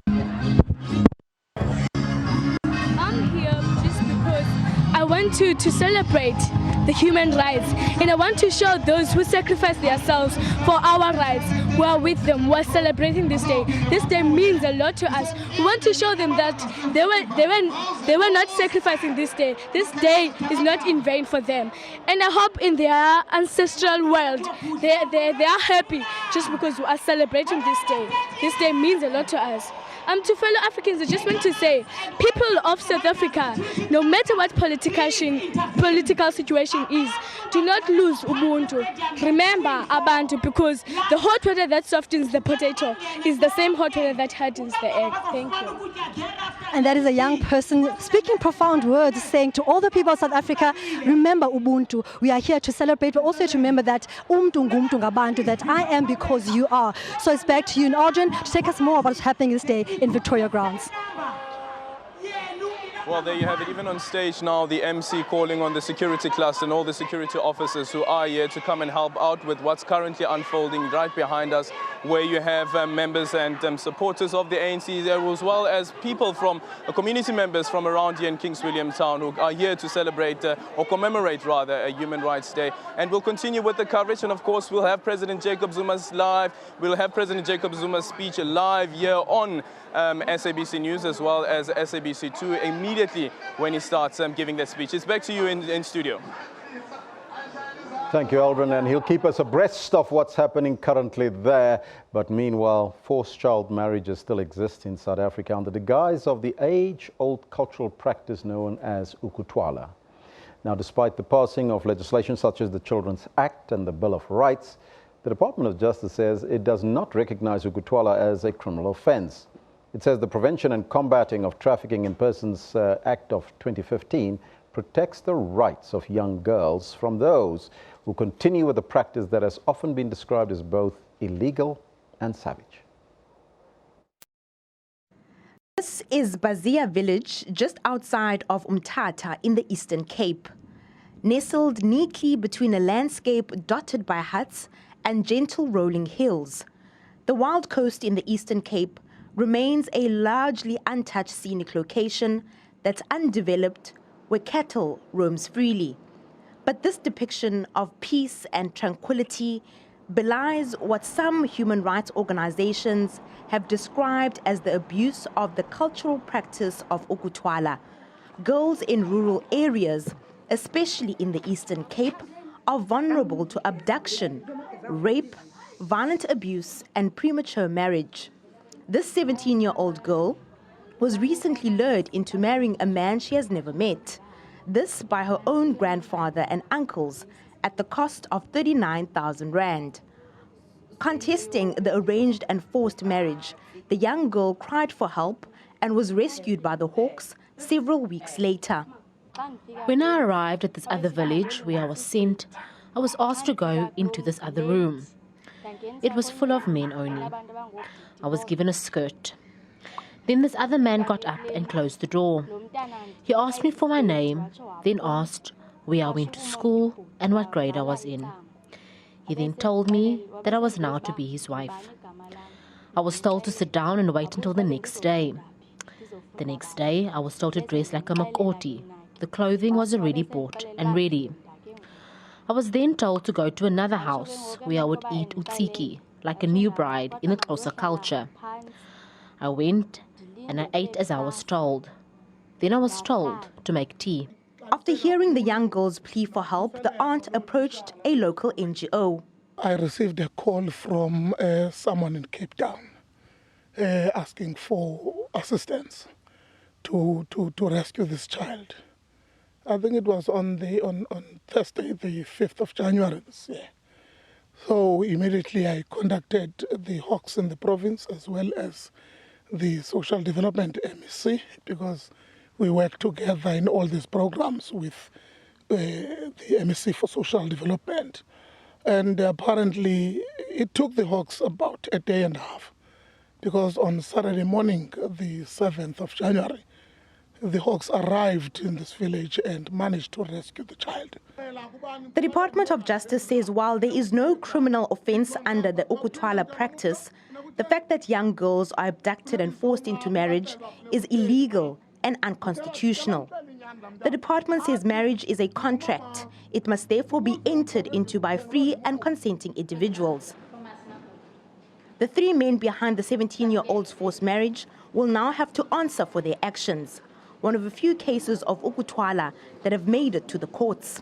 Previously, with the notion of ukutwala as an acceptable practice, marriage without the Trafficking in Persons Act, you would charge with kidnapping and rape, because the person would have been held or taken against her will and would be of age, not necessarily allowed to be married, but would be below the age of 18, and as such, that would be illegal. However, now that we have the Trafficking in Persons Act, we charge with trafficking because you would have moved that person, coerced that person, exploited that person sexually and otherwise as a wife in the form of ukutwala, though not recognized as in law as a criminal offense. But we have now trafficking in persons, and we're definitely winning in terms of prosecution. But such laws have not quite infiltrated in rural areas such as Bazia.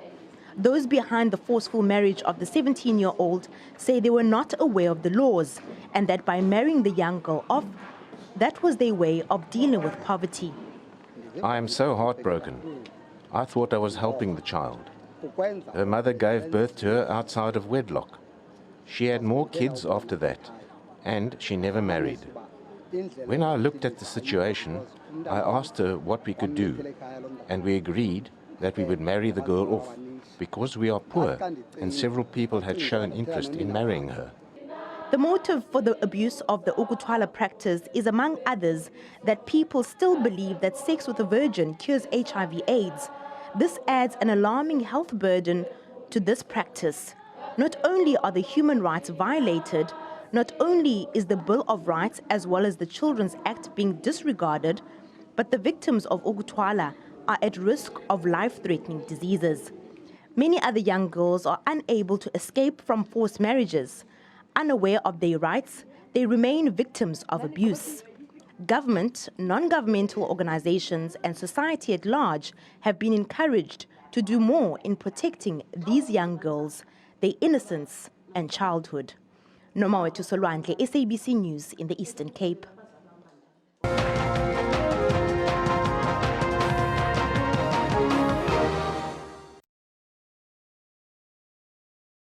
Busy day, we thought we'd just have time to sneak in a little bit of sports news for you. When we hear that FIFA have handed a lifetime ban to Ghanaian referee Joseph Lamptey after finding him guilty of unlawfully influencing the result of Bafana Bafana's 2-1 World Cup qualifying win over Senegal. Lamptey was criticised after gifting Bafana a penalty in the clash in Polokwane on the 12th of November last year, and he was consequently suspended by CAF following an appeal by the Senegalese Football Association.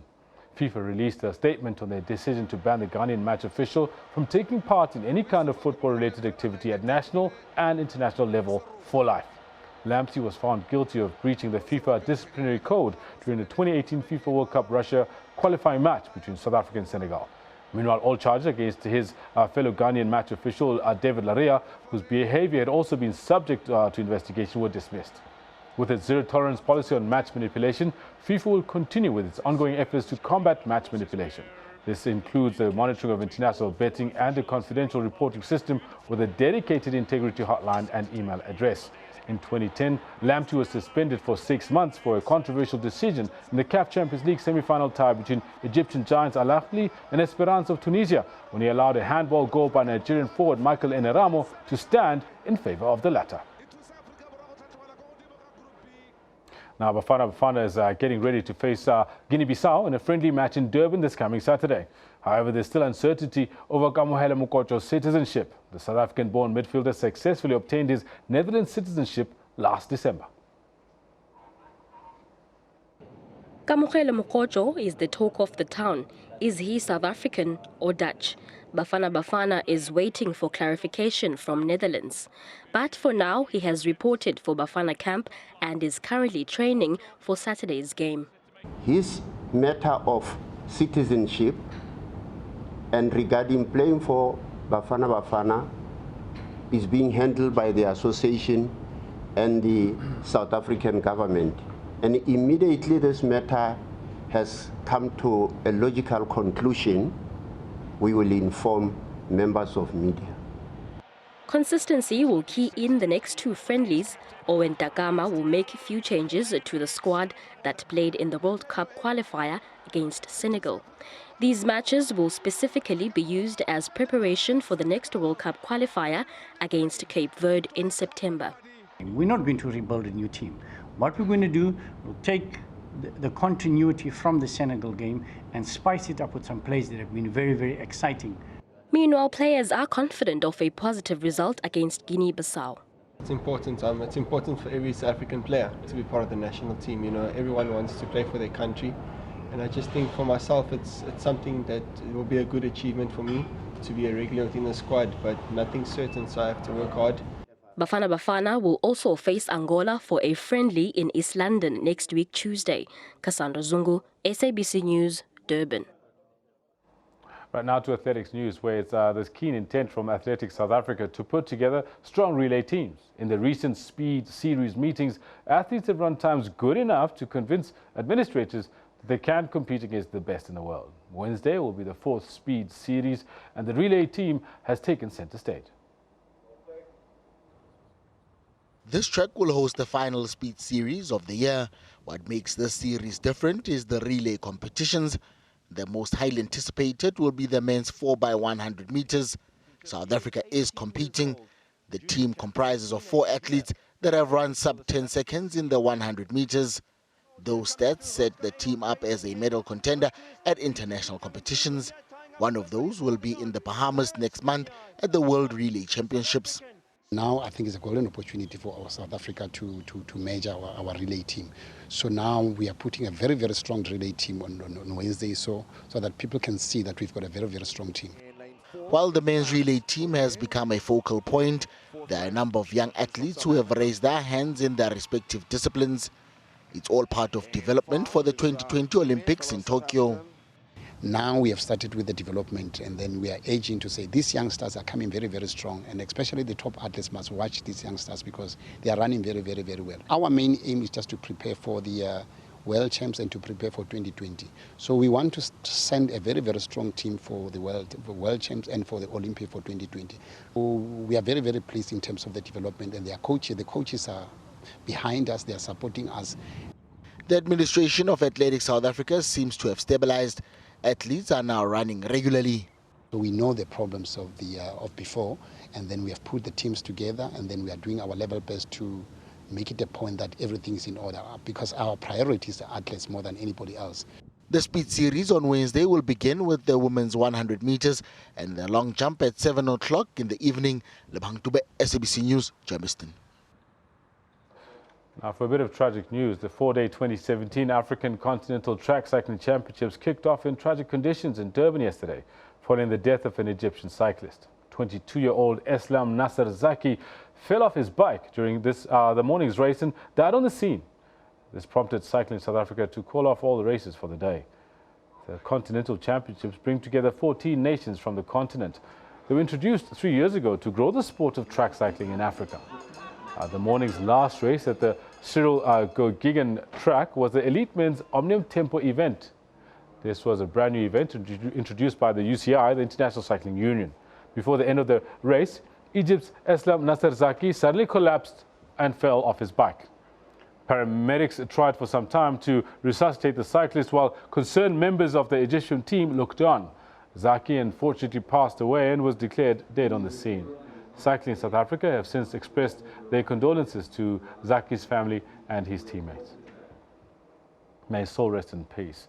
Now, as you know, today we've been busy with crossings across the country commemorating Human Rights Day, and anchoring it all is our team at King Williamstown. Now we cross over to Lerato Tipa there to take us further. Well, a very good morning. We are still at Victoria Grounds celebrating Human Rights Day. If Steve Biko was alive today, I'm sure he'd be proud because we've seen a celebration of cultures. He pushed black consciousness, saying to the black child that you are beautiful and that yes, you can. Joining me this morning is a young woman who is all about teaching other young women the importance of being true to yourself, being true to your culture. She's from an organization called the Youth Patriotic Program, and they go out in communities teaching black child about the importance of their culture. Now, Nonsikela, tell us briefly about your community and what it is that you do in the organization. Okay, igama lam ndingunontsikelelo Zoko from Embizana, ndilimpondokazi kwilali yakwaMpisi. Ndimi apha kwiprogram yePatriots lilonke ubuthandazwe. Iprogram yethu sivuselela abantu abatsha into yobana mabazazi bazithande ngokuba yimidaka. Namhlanje ndilapha ndiproud ngokuma ndisethisa impondo sam. Lilungelo lam elo kwi-community ke siye singene ebantwini abatsha sibavuselele ngobubona izimilo zabo kuba into eyenzakalayo sizilulusha nesiye siwasebenzise amalungelo wethu ngendlela erongo. Umzekelo nikhalazela into ethile niyangena kuyo kwi-strike, then into eyenzakalayo niphele nimosha impahla ezikhoyo ezizophinde zibe luncedo eluntwini. So thina into siyenzayo sizi-patriots kukuba masingene phaa kulutsha lwethu silukhumbuza into yobana yes sinawo amalungelo, but amalungelo wethu masiwasebenzise ngendlela elungileyo nangendlela efanelekileyo. Umzekelo kufanele uzihloniphe wena kuqala because xa unosuka uye phaa kwi-library uhambe uyoyitshisa ikhombisa loo nto yobana kwawena uzihlonipha iqala because laa nto iza kunceda izoncedisa ulutsha lwakusasa. So thina ke sizi-patriots sivuselela obo buthandazo siyabaququzela abafowethu sithi yes konakelela ngaphandle but indlela emasilwe ngayo masilwe ngendlela efanelekileyo sivuselele ubulungelo bethu sizazi into yobana nathi sisithi sinayo irayithi apha eMzantsi Afrika but masilwe ngendlela efanelekileyo singadestroyi. Now we have more young people here. Tell us briefly who you are and why it was important for you to come and celebrate this Human Rights Day celebration. Okay, thank you. Mina ngikholekile nonke conductor ye Eastern Cape Police Choir. Today we are here to celebrate Human Rights Day. Lusuku olubalulekile kuthina. Lusuku olukhulu because amalungelo ethu today siyakhona ukwa-exercise singumphakathi waseMzantsi Afrika, but with social crime prevention to us, communities with the police jointly together celebrating this day. Lastly, we saw some young men breaking it down on stage. I saw you lifting up your leg there, doing some dance. Tell us briefly, what was the name of your dance and why was it important for you to showcase your culture today on Human Rights Day? I-culture yethu kusina umculo kaMaskandi. So sithi kulo wonke umuntu omtsha makasehlukane neziyobisi kanje. So sizince ngobuthina bethu. Emveni koko singalenduzi, singaviolate amalungelo abanye abantu, siwahloniphe. Then siyeke ukulenduza. Well, there was a young man who's actually a dancer. He broke it down on stage earlier on, a really talented young man, saying that he's part of his culture. And what better way to showcase his culture than here on Human Rights Day? Aldrin, what's happening on your side of the world? Well, Commemoration Day of Human Rights Day continues here at Kings Williamstown. As you can see, people right behind me celebrating and singing struggle songs as they remember the fight that was put up by those who ensured that South Africa is free and that we all as human beings have human rights. And right now I've got a lady who is also joining me, also singing part of the struggle song.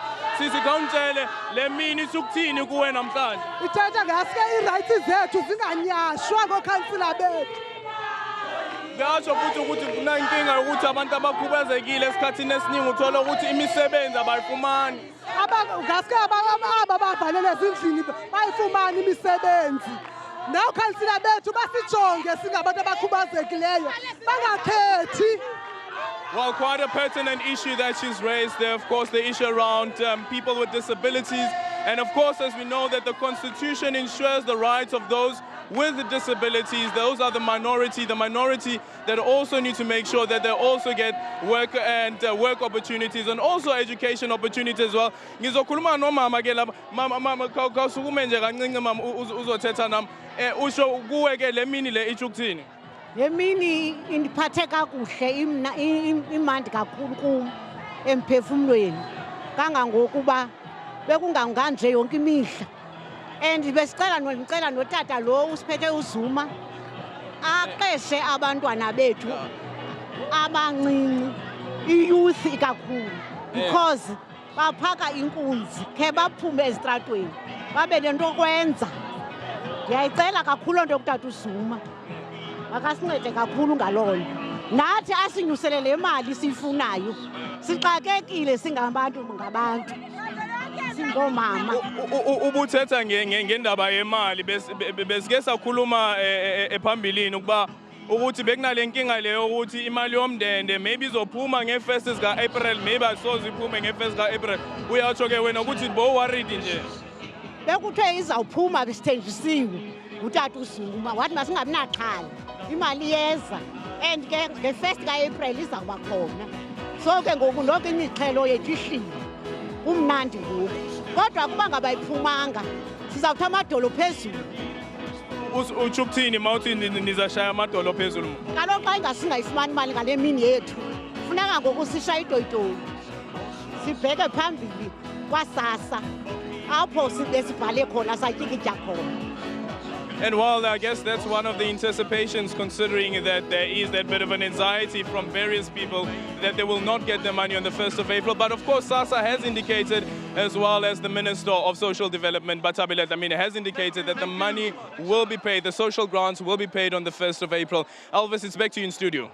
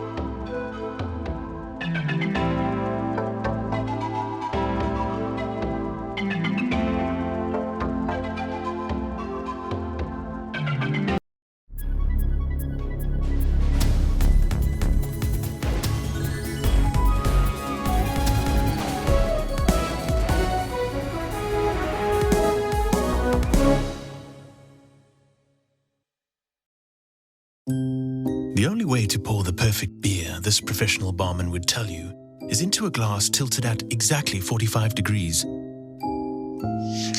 Oh, bless you. Bless you, sir. Bless you again.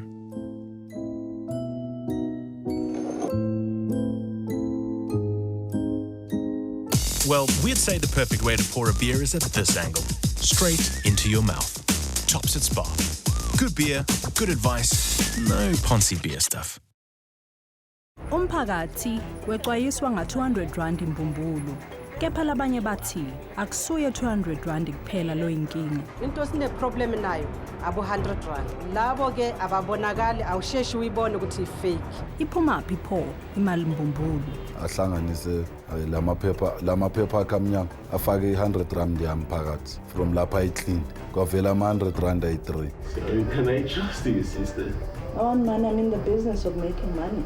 Ubese uthatha lo 100 rand lesimnike wona wawufaka emkhathini walamaphepha lamabili. Emva kwaloko uthethe stap lesimnyama wasigcobisa etikwalamaphepha. Emva kwekuyomisa le mali ubese usibuyisela lo 100 rand lesimnikete wona ekucaleni. Uphindze wasibhanisela ngalomunye 100 rand.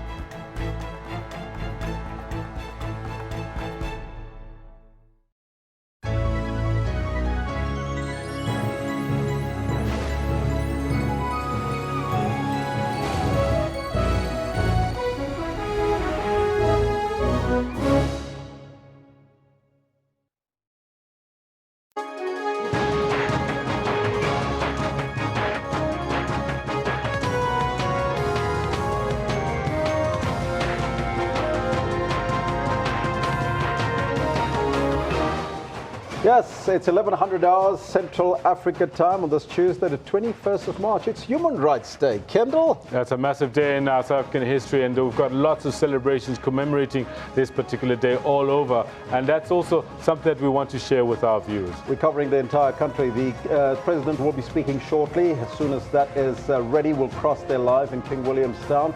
My name is Elvis Presley. I'm Kendall Makhamati. Now, today we focus on the 57 years ago where apartheid police opened fire on the crowd, killing 69 people in Sharpeville.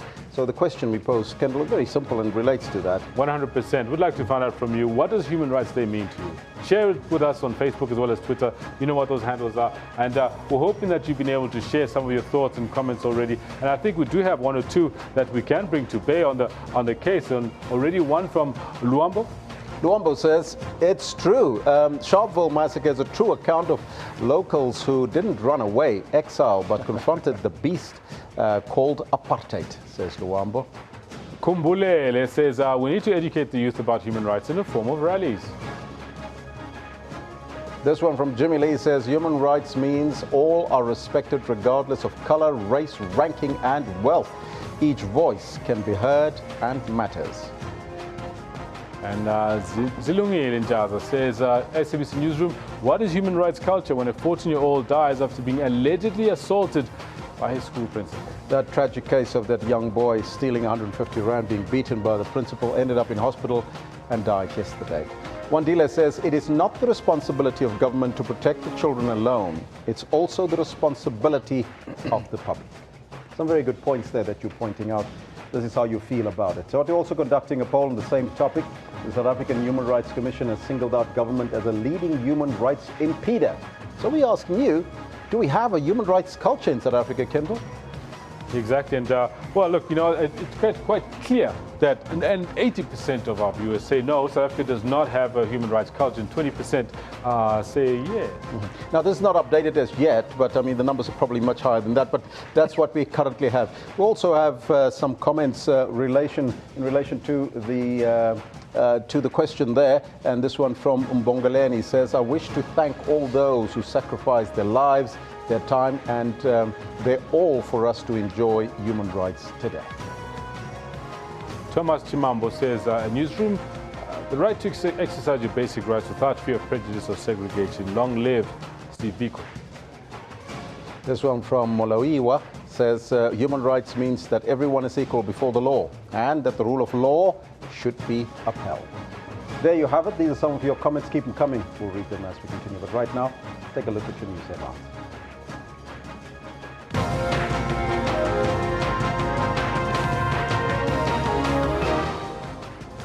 Africa celebrates Human Rights Day with government dedicating the day to the late black consciousness leader Steve Bantu Biko. The organization Undoing Tax Abuse insists that e-tolls are still unlawful despite a court judgment enabling Sunrail to take action against motorists and companies who default on e-toll payments. And the former Department of Social Development's Director General, Zain Dango, says that he suspects foul play after assailants invaded his house and intimidated his children. Those are all your headlines, but let's get to Kendall to find out what's happening on the sports field as well as in the news. Thank you very much, Elvis. Good morning to you. While we celebrate and commemorate the 21st of March, 1960, it's now 2017, Human Rights Day. This is what else we've got for you in the world of sports today. FIFA have handed a lifetime ban to Ghanaian referee Joseph Lamptey after finding him guilty of unlawfully influencing the result of Bafana Bafana's 2-1 World Cup qualifying win over Senegal. And tragedy strikes at the 2017 African Track Cycling Championships in Durban as 22-year-old Egyptian cyclist Eslam Nasser Zaki collapses and dies during a race. The goal for me is to start the season in a good way, get the results early on and continue from there. Nico Rosberg's replacement at Mercedes, Valtteri Bottas, is planning to give teammate Lewis Hamilton a run for his money and hopefully get a win in Australia. Now, all this and more I've got for you later on. I also have a very interesting chat with Patrick Silepe, the tournament director of the South African Tennis Super Series, as well as a top tennis player, Mariska Venter. Be sure to stick around. Now it's back to Elvis, who's going to read the news for us. Thank you, Kendall. Now, King Williamstown in the Eastern Cape is ready for the National Human Rights Day commemoration, which will be addressed by President Jacob Zuma. Now, it will be held at the Victoria Sports Ground, a venue of special historical significance. This is where the funeral service of the late anti-apartheid activist and Black consciousness movement leader Steve Bantu Biko was held 40 years ago. This celebration will recognize Biko's contribution to the struggle. The final resting place of one of the country's national heroes, an ardent fighter against racial oppression and all the human rights violations attached to it. This is expected to be President Jacob Zuma's first stop on his arrival in this town, to pay respect and lay wreaths at Biko's grave, before addressing the masses at Victoria Sports Ground, a venue for Biko's funeral service 40 years ago. It is linked to the contemporary politics. It is linked to the narrative of the national struggle. It is also linked to the legacy, to the life and times of Steve Biko. It is also linked to the last days of Steve Biko, you know. So really, why you cannot link it to human rights? Why you cannot? As was the case during Biko's funeral, the venue is expected to be filled to capacity. However, one disturbing factor in national events of this nature, be it Youth Day, Day of Reconciliation, or Human Rights Day, as is the case today, is the lack of racial representation in the stands among those who come to observe these important days. But government says it's not due to lack of trying to reach out to everyone. The Arts and Culture Department says transport arrangements are made for every ward. We need them. If we're talking reconciliation, you cannot reconcile without respecting human rights. And when we see the acts of racism showing its ugly heads, it says that there are certain people who have not as yet accepted that we are all South Africans and therefore we must live in peace and harmony. Steve Bantu Biko, a towering figure in national politics in the 60s and 70s, and a thorn to the apartheid regime despite his young age. 40 years after his passing, his legacy lives on. His man-sized statue stands tall in front of the East London City Hall. Unati Pingose, SABC News, Eastern Cape. Still on Human Rights Day, South Africa is commemorating this day, previously known as Sharpeville Day, after the Sharpeville massacre that took place on the 21st of March in 1960, where 69 people died during a peaceful protest against the pass laws, and many more were wounded. SABC News reporter Gillian Pillay spoke to Gauteng Premier David Makura a little bit earlier, who was at Sharpeville, and he emphasized the importance of remembering the sacrifices of those who fought for our freedom and human rights. It's very important that as a people, we also wage a struggle against forgetting. And that means that the key moments in the history of the struggle against apartheid, people lost their lives, families suffered and sacrificed. So we need, on occasions like this, to always remember that the struggle for freedom in our country was costly. It cost families. There are real people that we are meeting here, family members of those who were killed, have their stories about how that impacted on their lives. So talking to them, coming here every March 21st, visiting the grave sites of the 69 who perished, talking to their family members to understand what's going on in their lives is important for us to have a reference point as a people, to also see what's happening today in our country, the progress and the problems we may be facing in context and in perspective, to understand as leaders and those of us charged with the responsibility to improve the quality of life. We must always understand that this work we do in the context of those who suffered and sacrificed, and we must always do so in the best of our ability, with the best commitment to understand that we are where we are as a country today because people literally fought for a country that should be a democracy, that should be free, but a country where everyone should enjoy some decent livelihood. Everyone should have human dignity, and on Human Rights Day like this, we look also at these issues of living in dignity. And some of the family members here have been telling me stories of the troubles and tribulations of daily life, where they need help from government.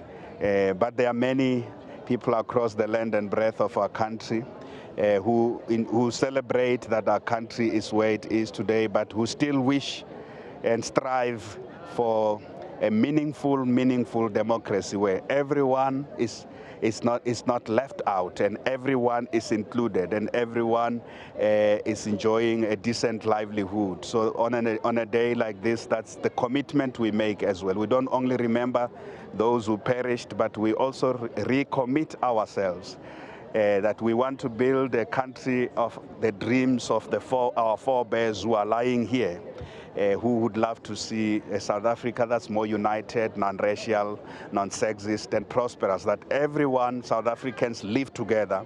There's no racism, there's no xenophobia, there's no patriarchy. So that's, for me, that's what today rekindles that vision and those values, that we should still work hard to build a country of the dreams of those who were killed in 1960 here in Sharpeville. SABC News also spoke to the Arts and Culture Minister Nathi Mthethwa on this year's theme and government's choice to honor Steve Biko and his role in fighting for human rights. Human Rights Day 2017 is very significant on two grounds today, as we both celebrate and commemorate. We commemorate the fact that we come from a past, a very dark past, and we celebrate the fact that South Africa today is a human rights cultured nation. We still have a long way to go. All the basics, all the foundations are there, from the Constitution and so on. Its significance today is that it's the year which has been declared as the year of O.R. Tambo. And under the theme today, unity in action and advancing human rights. Very important, because O.R. Tambo himself was one of the leaders who fought so hard for human rights, because the struggle for liberation itself was a struggle for human rights, for equality amongst people and so on. At the same time, we are here in Eastern Cape, in King Williamstown, particularly Ginsberg, where one of the martyrs of the struggle, Stephen Bantu Biko, was born. And it was very significant for us as government to come here to commemorate in remembering Steve Biko, how he died. The violation, gross violation of human rights has to be highlighted. It is also a day where, as you said, in Sharpeville, they are commemorating this day, this fateful day where people were mowed down, unarmed by the apartheid state, sponsored and directed by the state itself. So therefore, it's quite important that all of us as South Africans, as we move forward with the institutions supporting our democracy, like Human Rights Commission and so on, we should not forget where we come from. As we map the way forward, it's important that we keep our eye on the ball in moving society forward.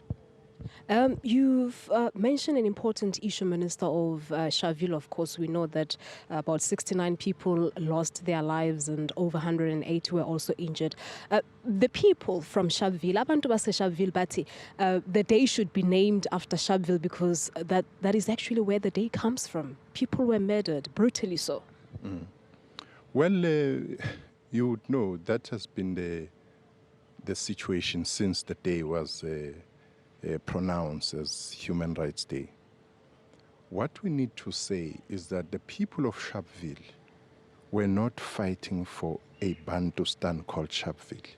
Whatever contribution they were making against the violations of human rights, like any other people elsewhere in the world, not only on the 21st of March, but throughout the history of liberation, they were fighting for a South Africa, a free South Africa, a South Africa which respect human rights. So therefore, they should take it in their honor that their contribution was the contribution for the whole of South Africa. Hence, the day itself is a national day. You would have imagined that you have a provincial, a regional or local day. It can't be. It's a national day because it has international significance. So therefore, people of Sharpeville should find solace to the fact that their contribution did not go unnoticed.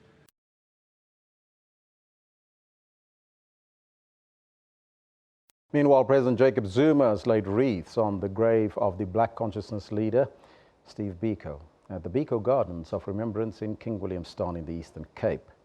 The family, led by Biko's wife, Ntiki, also laid wreaths. Biko's son, Kosanati, says that the Garden of Remembrance should also serve as a unifier of the people of South Africa, something that his father fought for throughout his political life. The president hailed Biko for his contribution in the attainment of human rights in the country and urged South Africans to use this right wisely. Today is a very important day in the country, the Human Rights Day, and therefore is a day which we remember our history, our struggle in the main, and the fact that we fought and we got our independence. On this day, therefore, when we celebrate, we remember some of our heroes. Like today, in this year of President Oliver Reginald Tambo, where we emphasize unity in action, we remember the hero who came from this area, our brother and freedom fighter and leader, Steve Biko, who was killed by the enemy brutally.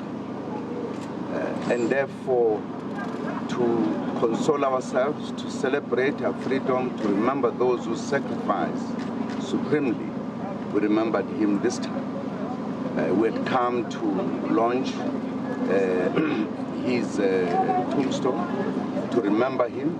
There must be a mark that says, here lies the hero who participated in this country, who led and indeed inspired many young people who made a point that we should liberate our minds so that we can liberate our country. Because if the mind was not liberated, we would not be strong enough to liberate the country. He made a mark that was appreciated and felt and made an impact throughout the country. Well, to us, although we've always been reluctant to put a monument around him because we knew the type of a person he was. He was just a down-to-earth person, and we felt it would mean that he's superior to all these people who are lying here. But we decided now to let go and have this monument erected in his name, so that the young people who always come to this place can learn more about him. I know they are doing so because they go to the center. Sometimes when you go to the center, you find more than 300 learners there who are coming to learn about Steve. So this monument here is going to make the kids learn more about how we got this freedom, because it hasn't been an easy way of getting the freedom. People have lost their lives. But I always say when people ask me, how do I feel on days like this, I always tell them that I think days of crying are gone. Now we must just focus on continuing with his legacy. Now that's your news for now. As soon as we're ready to cross live to the event, we'll do so. But right now, it's over to Kendall Makamate with your sports.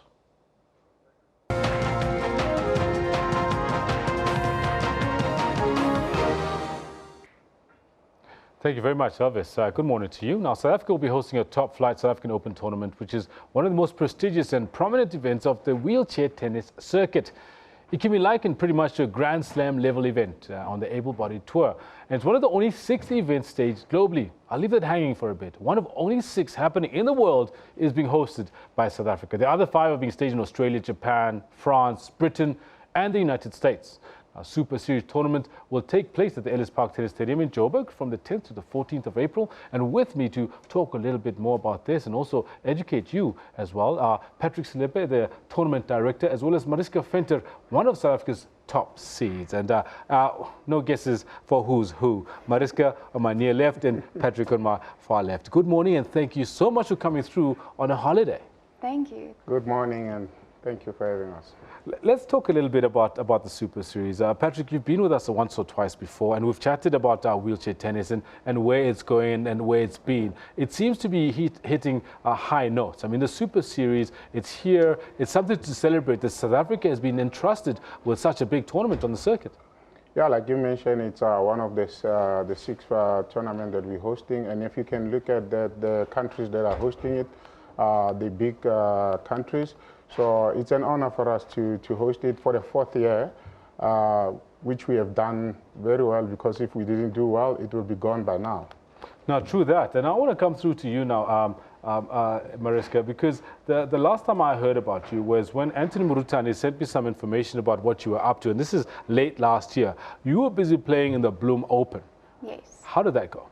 It went really well, actually. I got both the doubles and the singles title, so I'm very happy on that performance. Oh, that's pretty neat. Both the doubles and the singles. Yes. All right, fantastic stuff. Well, it's like so basically you went in there and you whacked everybody out of the mix and made sure that you coming into the Super Series on a high note.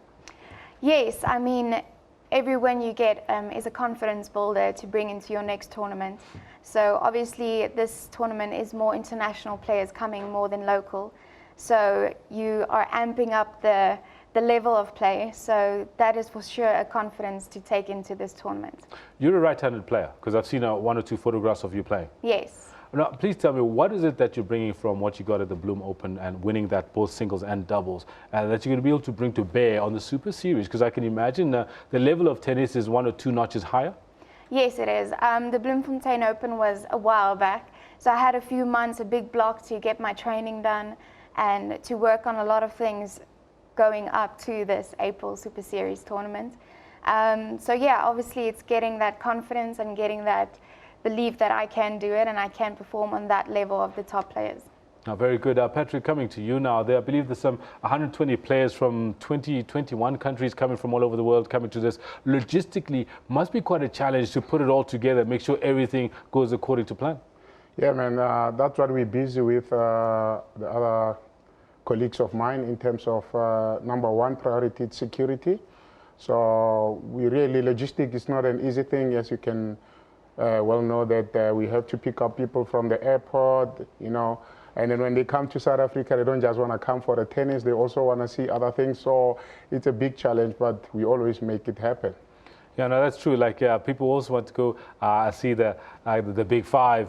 They want to go to Sandton City maybe because they've heard there's this massive mall in Johannesburg and there aren't lions roaming in the street. Please tell me, like, in terms of where South Africa is seen in the international tennis circuit, especially in the disabled tennis, where does South Africa sit? Is it clearly, first off, that it's got the Super Series, must be taken seriously as a tennis-playing nation. We've got the Evans Moripe, we've got you, we've got a whole lot of other players that have been through the ranks. But is South Africa taken as a serious contender once they get into Grand Slam events and such?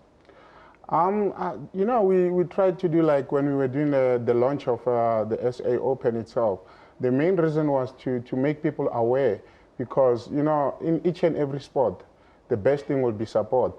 So that's what we're trying to do when we're doing the launch, so that people can be aware of wheelchair tennis.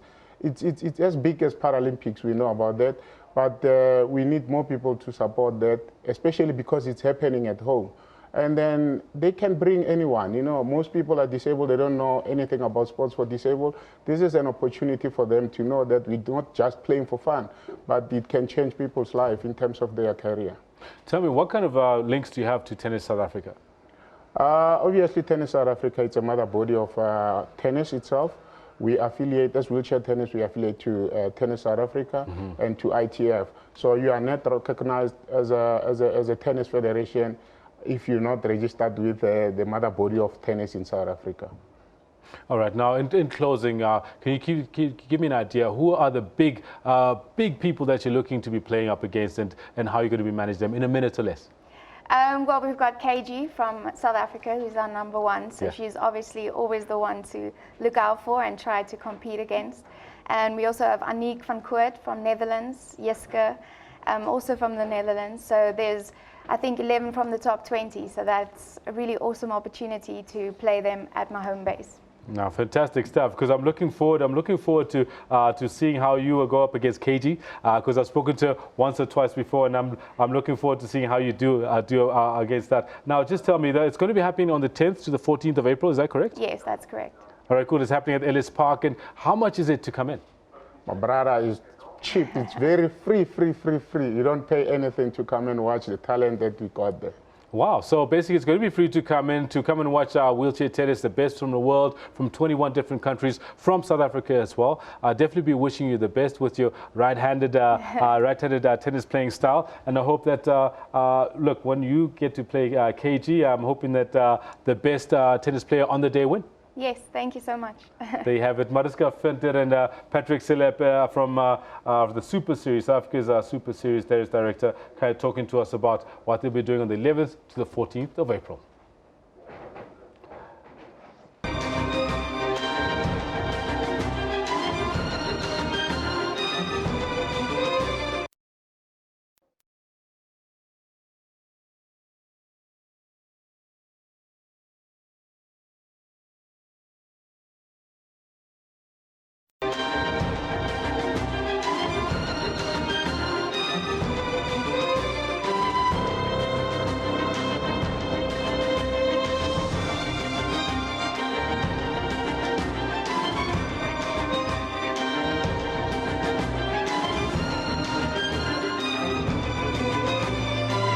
very good afternoon. Welcome to Kings Williamstown, where the country's official commemoration of Human Rights Day is taking place right here in Kings Williamstown at the Victoria Showgrounds. Tell you what, that the stadium is starting to pack up as President Jacob Zuma is expected to deliver the keynote address. My name is Aldrin St-Pierre, but I'm not alone. I'm with Lerato Tiba.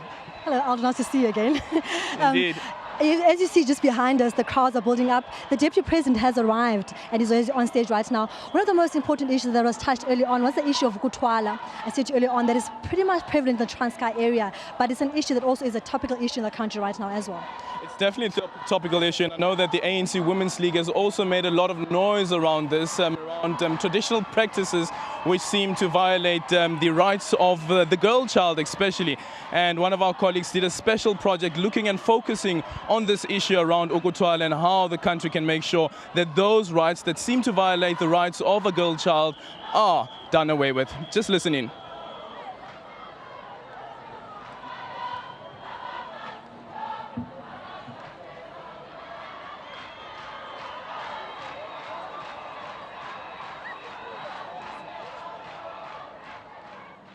This is Bazia village just outside of Umtata in the Eastern Cape.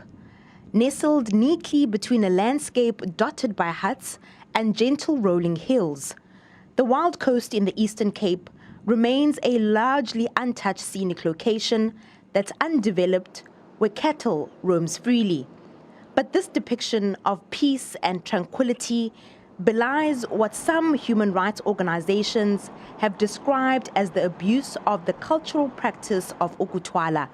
Girls in rural areas, especially in the Eastern Cape, are vulnerable to abduction, rape, violent abuse, and premature marriage. This 17-year-old girl was recently lured into marrying a man she has never met. This by her own grandfather and uncles, at the cost of 39,000 rand. Contesting the arranged and forced marriage, the young girl cried for help and was rescued by the Hawks several weeks later. When I arrived at this other village where I was sent, I was asked to go into this other room. It was full of men only. I was given a skirt. Then this other man got up and closed the door. He asked me for my name, then asked where I went to school and what grade I was in. He then told me that I was now to be his wife. I was told to sit down and wait until the next day. The next day, I was told to dress like a makoti. The clothing was already bought and ready. I was then told to go to another house where I would eat utsiki, like a new bride in a closer culture. I went and I ate as I was told. Then I was told to make tea. After hearing the young girl's plea for help, the aunt approached a local NGO. I received a call from someone in Cape Town asking for assistance to rescue this child. I think it was on Thursday, the 5th of January this year. So immediately I contacted the Hawks in the province as well as the Social Development MEC, because we work together in all these programs with the MEC for Social Development. And apparently it took the Hawks about a day and a half, because on Saturday morning, the 7th of January, the Hawks arrived in this village and managed to rescue the child. The Department of Justice says while there is no criminal offense under the Ukutwala practice, the fact that young girls are abducted and forced into marriage is illegal and unconstitutional. The department says marriage is a contract. It must therefore be entered into by free and consenting individuals. The three men behind the 17-year-old's forced marriage will now have to answer for their actions, one of a few cases of Ukutwala that have made it to the courts.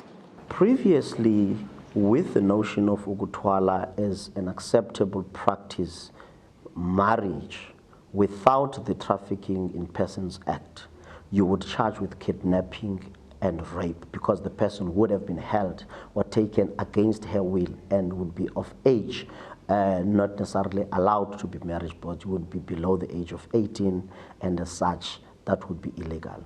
However, now that we have the Trafficking in Persons Act, we charge with trafficking because you would have moved that person, coerced that person, exploited that person sexually and otherwise as a wife in the form of ukuthwala, though not recognized as in law as a criminal offense. But we have now trafficking in persons, and we're definitely winning in terms of prosecution.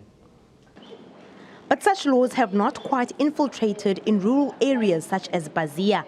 Those behind the forceful marriage of the 17-year-old say they were not aware of the laws and that by marrying the young girl off, that was their way of dealing with poverty. I am so heartbroken. I thought I was helping the child. Her mother gave birth to her outside of wedlock. She had more kids after that, and she never married. When I looked at the situation, I asked her what we could do, and we agreed that we would marry the girl off, because we are poor and several people had shown interest in marrying her. The motive for the abuse of the ukuthwala practice is, among others, that people still believe that sex with a virgin cures HIV/AIDS.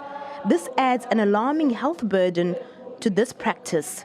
Not only are the human rights violated, not only is the Bill of Rights as well as the Children's Act being disregarded, but the victims of ukuthwala are at risk of life-threatening diseases. Many other young girls are unable to escape from forced marriages. Unaware of their rights, they remain victims of abuse. Government, non-governmental organizations, and society at large have been encouraged to do more in protecting these young girls, their innocence and childhood. Nomawethu Solwandle, SABC News in the Eastern Cape.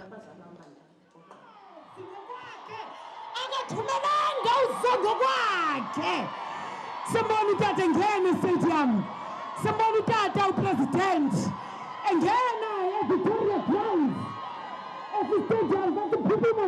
right here at the Victoria Showground. And earlier on, you were also mentioning the emphasis and the significance of this event taking place here. And this is where Steve Biko's funeral took place. The official service was here 40 years ago. Yes, earlier on, you also remember the president went actually to his gravesite and unveiled his tombstone. Also, there was a wreath-laying ceremony there as well. So him and Ora Tambo, the two people being celebrated this afternoon as pioneers of human rights. So this theme has really been about celebrating Human Rights Day. It's been about celebrating Steve Biko and the role that he played in human rights, celebrating the role of Ora Tambo. Right now, you see behind us the podium, the president's taking the podium. If you look just behind me, people are celebrating, clapping for him as the president of South Africa takes the podium and gives us the keynote address. Well, I have to emphasize just earlier on, before the president arrived and people were making their way into the stadium, we had what could have turned out to be a stampede where people were trampling upon each other, trying to push and shove their way into the stadium. Just look at those visuals that we are currently showing. And this is what happened earlier on, and someone also got injured. We saw a lady who was whisked away by the emergency officials who are also here at the stadium. And of course, the police services had their hands full, considering the number of people who are making their way to the stadium. But of course, today's event is about Human Rights Day, and I would certainly say that if the public order police who were out there earlier on, this is what they're showing about what they do. This is how human rights will be celebrated. Let's go straight to the podium where the official event is about to kick off.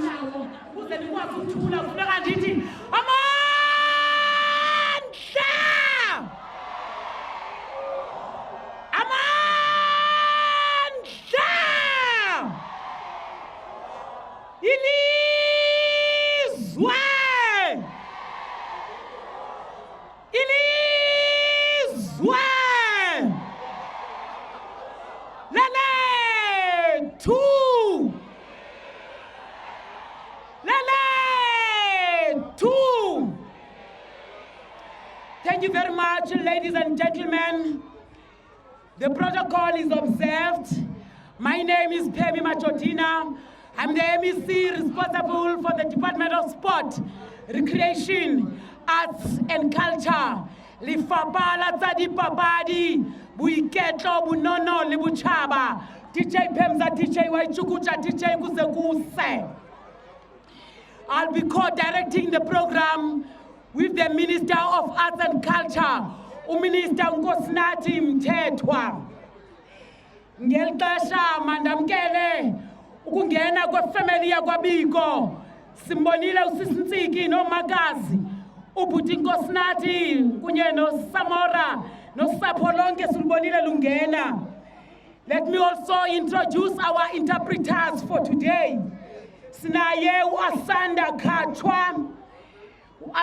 Kachwa usebenza kunye noSwaphiwe Mbaha. Swaphiwe Mbaha noAsanda Kachwa ngabo abasi-sign language interpreters. Sign language interpreters zimbini nabathethayo babini. Sizawuqhuba ke ngoku. We will start with the choir to lead us on the singing of the African Union anthem. That anthem will be followed by the South African national anthem. Sizawucela bonke abantu beme ngenyawo xa sicula le mihobe yomibini. Otata bethule iminqwazi ndiyaqonda ilanga lishushu kuloo ndawo. Kodwa iikefs nezipoti mazothulwe okwalo mizuzu sicula imihobe yesizwe. Sizawukhokhelwa ke yikwayari izandla emacaleni xa sicula umhobe wesizwe. Umongameli wesizwe kuphela unelungelo ngokomgaqo-siseko wokubeka isandla esifubeni. Thina ngabanye sanqwena ukuba ngomongameli. Sime namhlanje sonke silinde umongameli, Commander-in-Chief of the Forces of the Republic of South Africa. Now I hand over to you, Choir Eastern Cape, South African Police Service Choir. Over to you.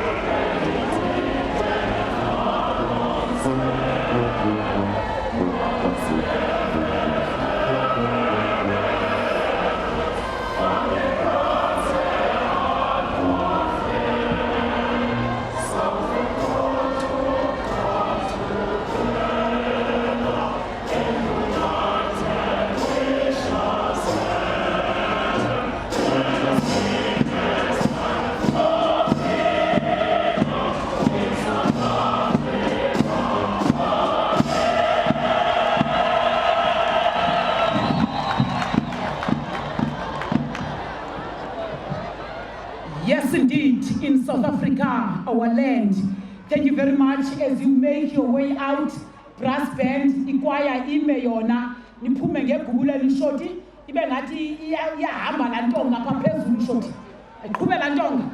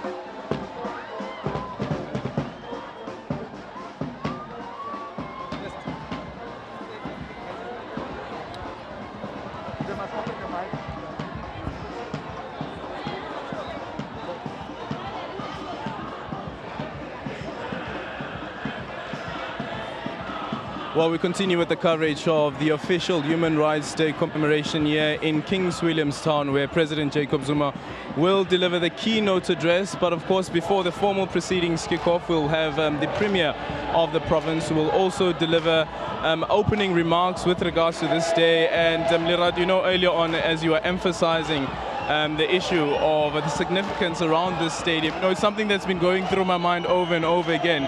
And I was saying earlier on that when you watch the visuals of the unveiling of the Tombstone that happened earlier on, the Steve Biko Tombstone, where President Jacob Zuma was, as well as the government delegation, including the Deputy President, where they were unveiling this tombstone and they were laying this wreath, and you have Umamtiki Lapayana, who is Steve Biko's wife, or the widow rather.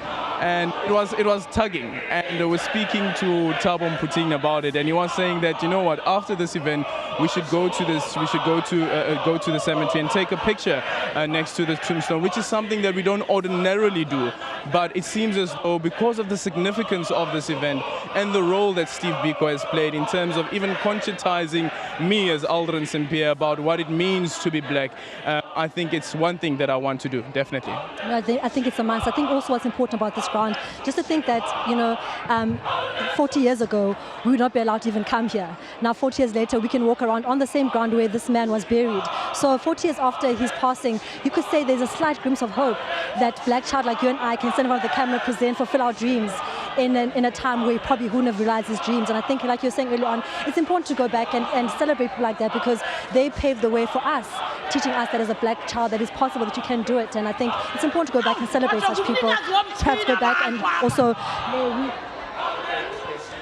lay a wreath there and say just thank you on our behalf for the role that he played in making sure that our right as a black child is celebrated at a time such as this. Well, definitely. And if you look at the role that Steve Biko played, even in conscientizing young students when he was in Natal, They started SASO, which was a student body for African kids in universities, and the emphasis there was how do we ensure the rights of African kids in universities are also adhered to, and they started the SASO group. But what we should also remember is that today's theme also speaks about the year of OR Tambo. The ANC, as well as the ANC-led government, has declared this year the year of OR Tambo, 100 years since his birth. Of course, this year marks the centenary.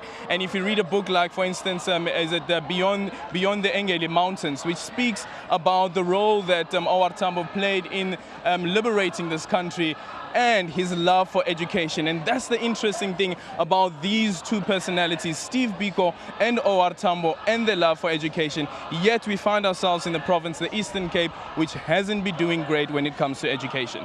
Not only not doing great, but also have fees must fall. So I think you could say that perhaps the legacy of Steve Biko is being carried on. He champions politics, and even today we see issue of fees must fall, where the black child is still suffering. The black child cannot have access to education. But right now it's the president taking the stage. Let's cross over to the stadium and to the podium, where President Zuma is going to be giving his keynote address.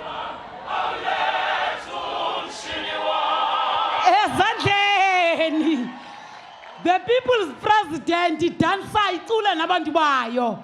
Enkosi kakhulu Eastern Cape Police Service Choir. Siyabulela kakhulu. Siyabulela kakhulu.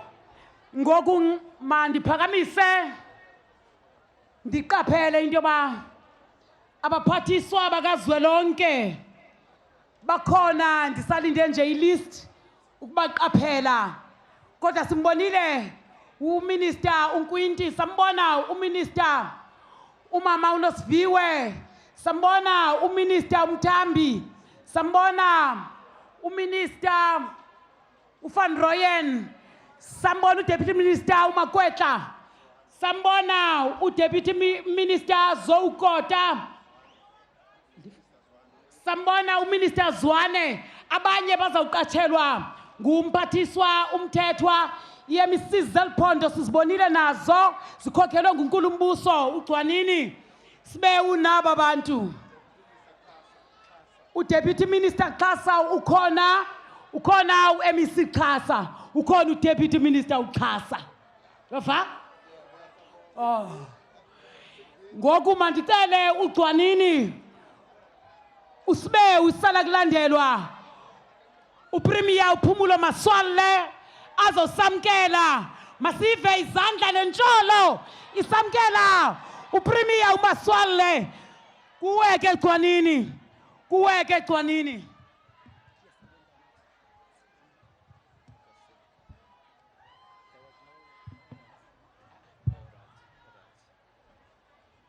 Ndiyabulela kakhulu Program Director. Amandla, amandla, ilizwe lelethu, urhulumente ngowethu. Ndiyabulela kakhulu kumphathi wenkqubo kwakunye nomphathiswa who is the core program director,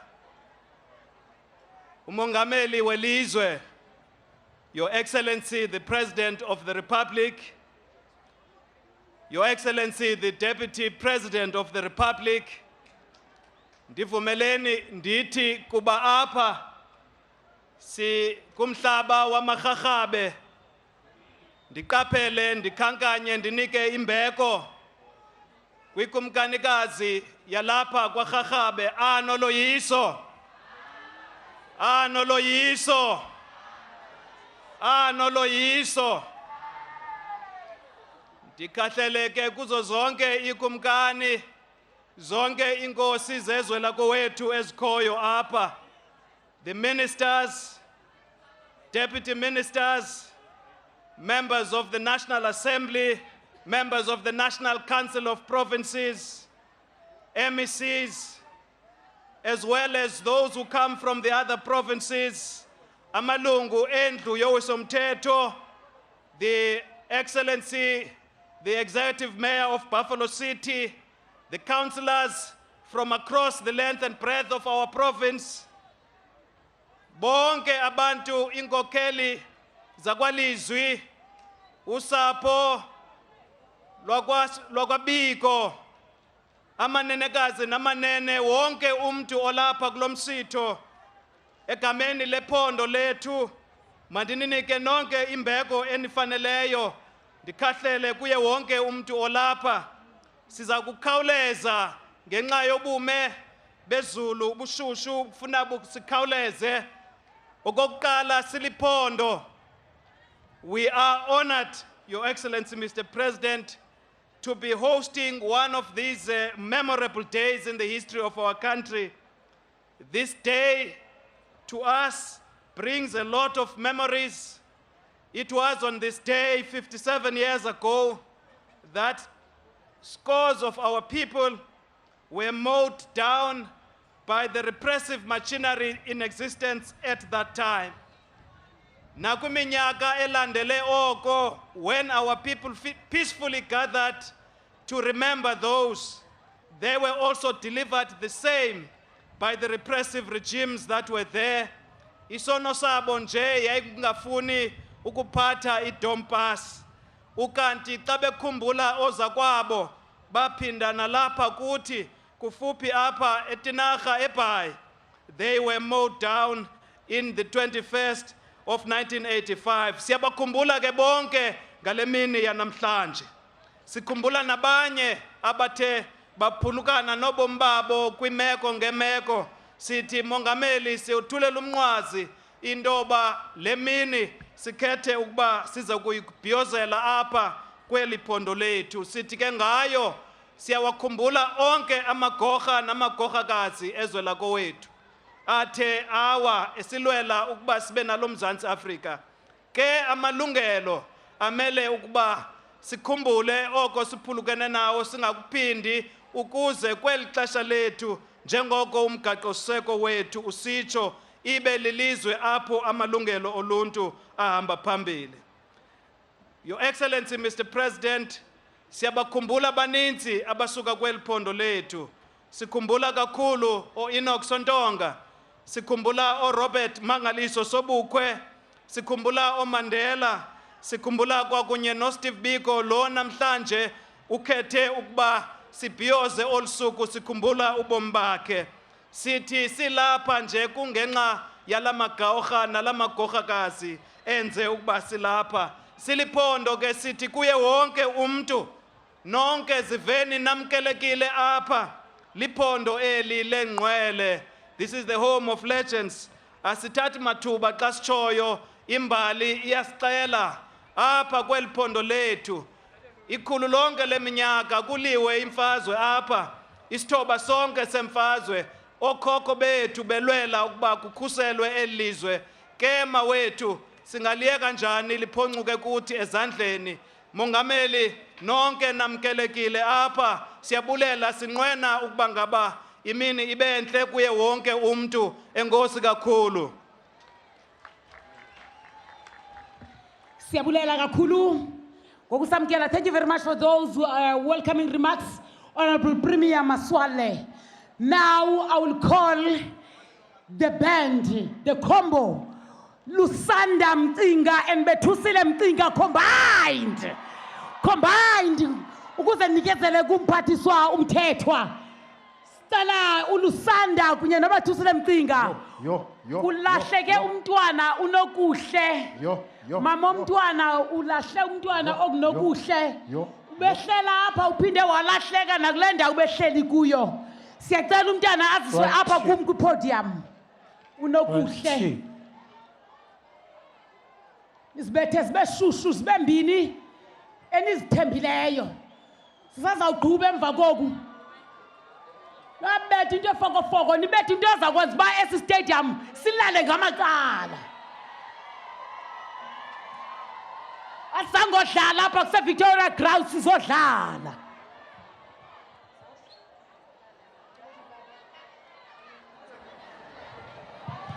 One, two. 3, 4. 1, 2.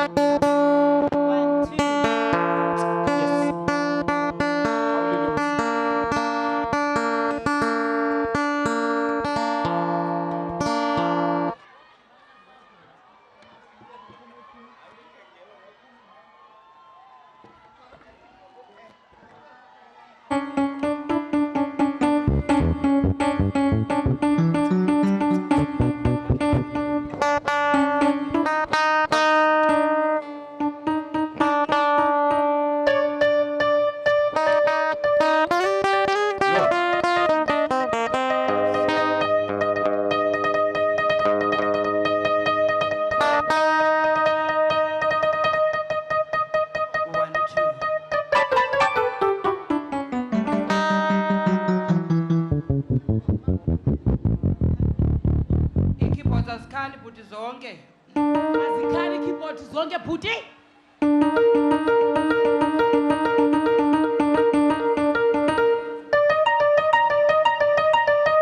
DJ, get ready.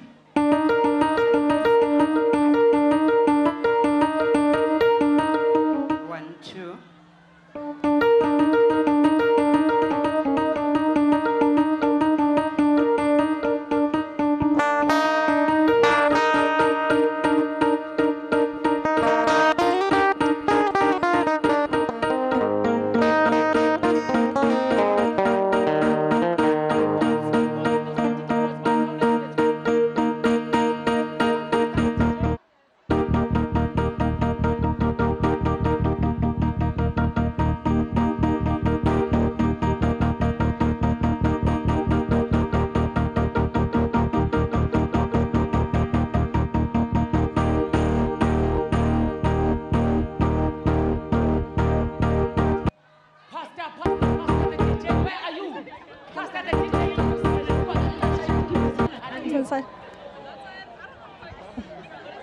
Well, the coverage continues of Human Rights Day, and something quite interesting is that I noted, look at all these smiles here behind me. Eh? If you're wondering at home, these are people all the way from the United States, and you're from Minnesota, you're indicating. And why have you guys decided to be part of today's event? Yeah, so basically we heard about the Human Rights Festival. We're on a little tour around the Wild Coast on an excursion this weekend. We're attending school at MMU. And we just heard about the awesome things going on here today, so we wanted to come by and check it out. What does it mean for an American when you hear about South Africa and South Africa's human rights? What does it mean for you? Yeah, so obviously South Africa has had some huge struggles recently in the past, and we've been learning a lot about that through the apartheid and through other recent events. And it's awesome to see that progress has been made, but also the things that still need to happen in order for those implementations to take place. Definitely, we still have a long way to go. Lirato, who do you have on your side? I have Alison here. You're all the way from America. Tell us why you came here and what you've learned about South Africa so far. We are studying abroad. We spent the weekend to come see all of the Eastern Cape, and we wanted to experience Human Rights Day and learn what it's all about. So, what have you loved about South Africa? What have you learned about the South Africans, about their culture that you've enjoyed so much? We've learned how incredibly friendly the people are. I mean, if you're sitting by yourself, someone will come up to you and say hi, which doesn't happen back home. And just how much culture plays a role in their life still, and so it's incredible. And this afternoon you're here blazing in the sun, listening to good music. What have you enjoyed about this afternoon so far? The weather is nice, first of all, but just to see the people and how life is here and how it's so much different than back home. Aldrin, well, that's Alison all the way from America saying that she's here to learn about this African culture, how we do things. She loves the music and says people in South Africa are very much friendly. Let's go back to the podium and see what's happening all the way there. Just before we go back to the podium, I just want to focus on this group over here, Nehao members. Remember that the social workers rather, who are members of Nehao, have been on a strike now for just over a week, and I just quickly want to bring them in to tell us about some of the issues that they've been raising around the social workers and the environment that you guys find yourselves in. What is the environment like? What are some of the issues that you've been trying to raise with the minister that haven't been dealt with yet? Honestly speaking, we want the minister to come down and listen to our grievances. Social workers are underpaid. Social workers are not taken off. Social workers are undermined. Although they are the ones who are making a lot of job. They are taking care of the children who are raped. They are taking care of the people who are coming from the health department. We are really traumatized. We want the minister to come down, please, minister. Please listen to our grievances. We also want to assist our clients. But for us to be motivated, you must come down and assist us. We are so traumatized. We are underpaid. We are getting peanuts instead of getting salaries. We are getting grants. Minister, we are sick and tired of being taken for granted. Well, yeah, there you have it. Just the level of anger with regards to the issues that they've been trying to raise with the Minister of Social Development. And as I've indicated, that this strike has been going going on for the past week right now, and it seems as though they will continue with the strike to raise those issues. But back to today's event, of course, we are commemorating Human Rights Day. Lerato, who are you with? Aldrin, it is the Rainbow Nation, the African Nation, American Nation, all here in South Africa, in Port Elizabeth, in Eastern Cape. We just want to affirm you, Isabel, you're from America. Tell us briefly why you're here, first of all, how you came to Kingdomstown, and what you've learned about our culture so far. Okay, so I'm here to study. I'm studying abroad. I came here in January and I'm leaving in May. And I just love South African culture. I see the spirit of Ubuntu, and I see that everybody has everybody's back. And I South Africa had a very rough history, but you see how South Africa has risen up from the bad history and how everybody has gotten together to make South Africa better. Now, you speak of Ubuntu. What's your understanding of Ubuntu, and have you seen that being resonated in our society in South Africa? Yes, okay, so my understanding of Ubuntu is I am because we are. I am because we are. And I've seen that throughout the whole country. So when we first landed in Joburg, I saw that in Joburg. And then I went to PE, I saw that in PE, and then I see that here. So I've seen it everywhere I've gone, and I'm sure when I go to Cape Town, I'll see it there as well. There was Isabel saying that she's seen the spirit of Ubuntu here in South Africa. Let's take it back now to the podium, and Natum Ted is going to take to the podium. His Excellency, the Deputy President of the Republic, Deputy President Ramaphosa, Ministers and Deputy Ministers, Honorable Premier of the Eastern Cape Province and his Executive Council, the Mayor of Buffalo City Municipality and members of the Council, Diplomatic Corps represented by Singapore, the Biko family, faith-based leaders, business leaders, traditional leadership, distinguished guests, members of the media, abahlali base Buffalo City, comrades and friends, fellow compatriots. Today, we have gathered here to mark an achievement by ordinary South Africans.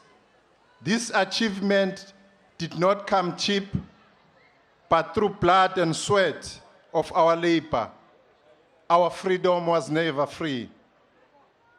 Though our Human Rights Day coincides with the Sharpeville massacre, this day denotes the human rights abuses that our people suffered over the centuries of colonialism and apartheid.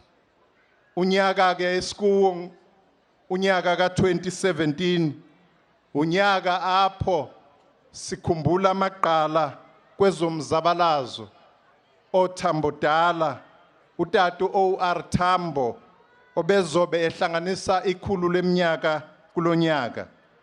Nokuyena osebenze kakhulu ukuthi sibe nomgwaqoseko esinawo namhlanje. Silana ke eBuffalo City, siqale eGinsberg, apho kuzalwa khona utata uSteve Biko, umongameli welizwe. Uye wabona kufanelekile ukuthi i-Human Rights Day of today, 2017, to take place here in this particular region. South Africa's Human Rights Day is 21st March. This day also marks the United Nations International Day for the elimination of racial discrimination. We want to thank the President for leading us to this particular spot where 40 years ago, one of the martyrs of our liberation, Utata Ubiko, was laid to rest. Allow me, comrades and friends, ladies and gentlemen, to request the President of the Republic to come to the fore and give us the message of the day on this very important day, which is the Human Rights Day in South Africa. Msholozi Ngamalala, siyakucela baba.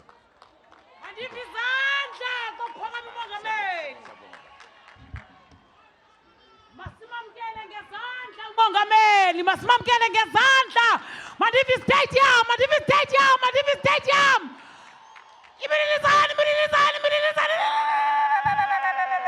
I'm a flag, I'm a flag, I'm a flag, I'm a flag.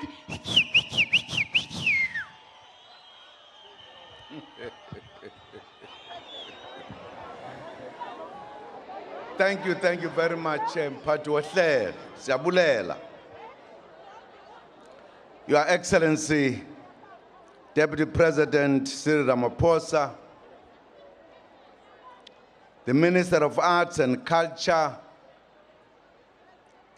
Minister Nathi Mthethwa, and all national ministers present here, Premier Matswale, and your Executive Council, members of the National Parliament,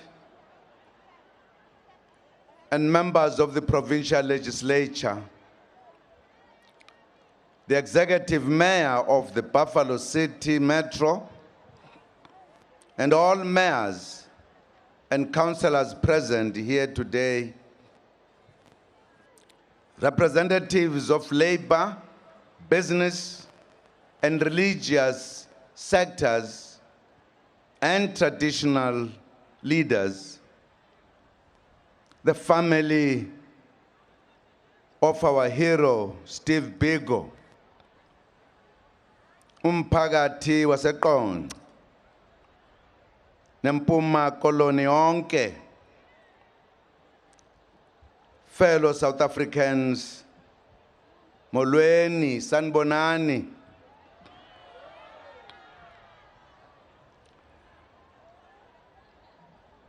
We greet you all on this important occasion of the 2017 Human Rights Day commemoration in the beautiful Eastern Cape province. On Human Rights Day, we celebrate and reaffirm our commitment to the hard-won human rights that are enshrined in the Constitution of our country. The marking of this day was born out of the huge sacrifices made by brave men and women who fought for freedom in the face of extreme brutality by the apartheid regime. On the 21st March 1960, 69 people were brutally killed by the apartheid police, and scores were injured when they were shot at during a peaceful anti-pass protest march to Sharpeville police station. The ruthless incident shocked the world. Many were also brutally killed in Langa in Cape Town on the same day. They were marching to declare their right to freedom of movement in the land of their birth. In another tragic incident, 28 people were killed in Langa, Uitenhage, in March 1985 during the 25th anniversary commemoration of Sharpeville. We pay tribute to all of them for their selfless contribution. We shall never forget their sacrifices for freedom, equality, and justice. Our country now enjoys a stable constitutional democracy where everyone is entitled to equal human rights because of the sacrifices of the people of Sharpeville, Langa, Soweto, KwaMashu, Tzaneen, Zeerust, Giyani, and many other parts of our country. The theme of Human Rights Day this year is the year of O.R. Tambo, Unity in Action in Advancing Human Rights. President Oliver Reginald Tambo would have turned 100 years old this year had he lived. We are celebrating the life of a liberator, teacher, intellectual, internationalist, and unifier who kept the liberation movement together and in focus during the most difficult moments in our struggle. He strove for unity at all times, and this should inspire us to work together to achieve our dream of a truly united, non-racial, non-sexist, democratic, and prosperous South Africa. The year 2017 is also the 40th anniversary of the brutal murder of Black consciousness leader and liberation struggle icon, Mr. Bantu Steve Biko. This sports ground is a historic venue where his emotionally charged funeral was held. We honor him today on Human Rights Day because the gruesome and painful manner in which he was treated and his eventual merciless murder by the apartheid state was a gross human rights violation. We joined Mrs. Nontsikelelo Biko and family earlier this morning to unveil and hand over the Biko monument in the family, to the family. The handover marks the launch of the commemoration of the 40th anniversary of the death of Mr. Biko.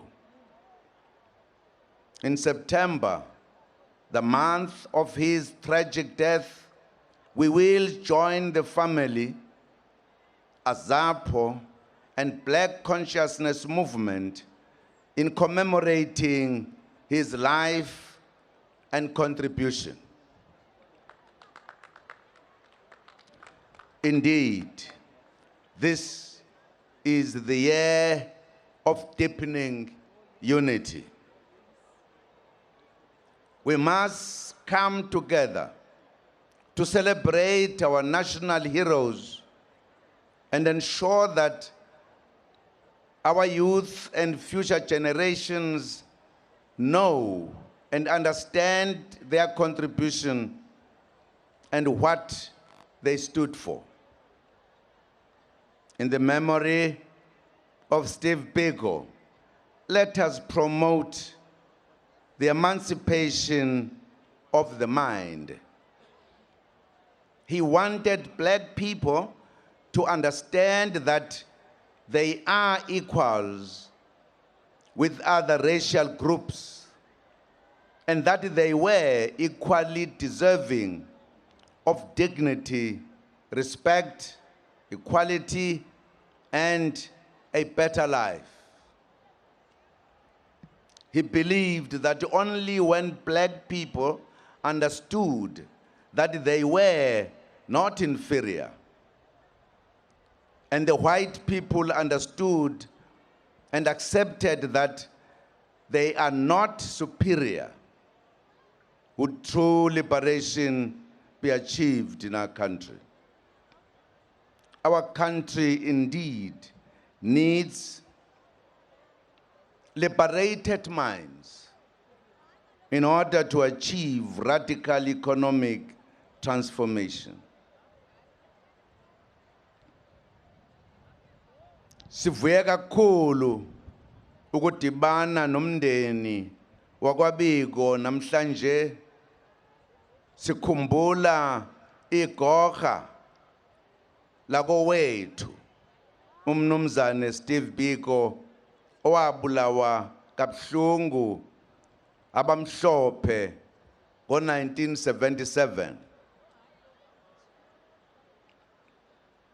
ngenyanga yokuhamba kwakhe emhlabeni uSeptember sizophinde sidibane sisebenze kunye nomndeni neqembu leAZAPO neBlack Consciousness Movement sikhumbule igalelo laleli goqa lomzabalazo wenkululeko yabantu abamnyama. Compatriots, we mark Human Rights Day each year for important reasons. We come from a history where there was a scant regard for fundamental human rights. It is most fitting that we pause annually and remember the past so as to learn from it and never repeat its wrongs. We also use this day to take stock of progress in the promotion of human rights. Today, we also recommit ourselves to advance fundamental human rights and the restoration of human dignity to the black people in particular, who were brutalized and dehumanized by the twin systems of colonialism and apartheid.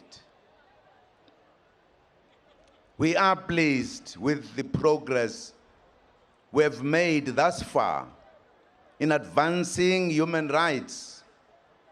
Our country's constitution enshrines socioeconomic rights such as health, education, food, water, and social security. We have made progress in these areas. Our children have a right to be taught in decent schools. Government created the Accelerated Schools Infrastructure Delivery Initiative to replace mud schools and the other inappropriate structures, and to provide basic services of sanitation, water, and electricity.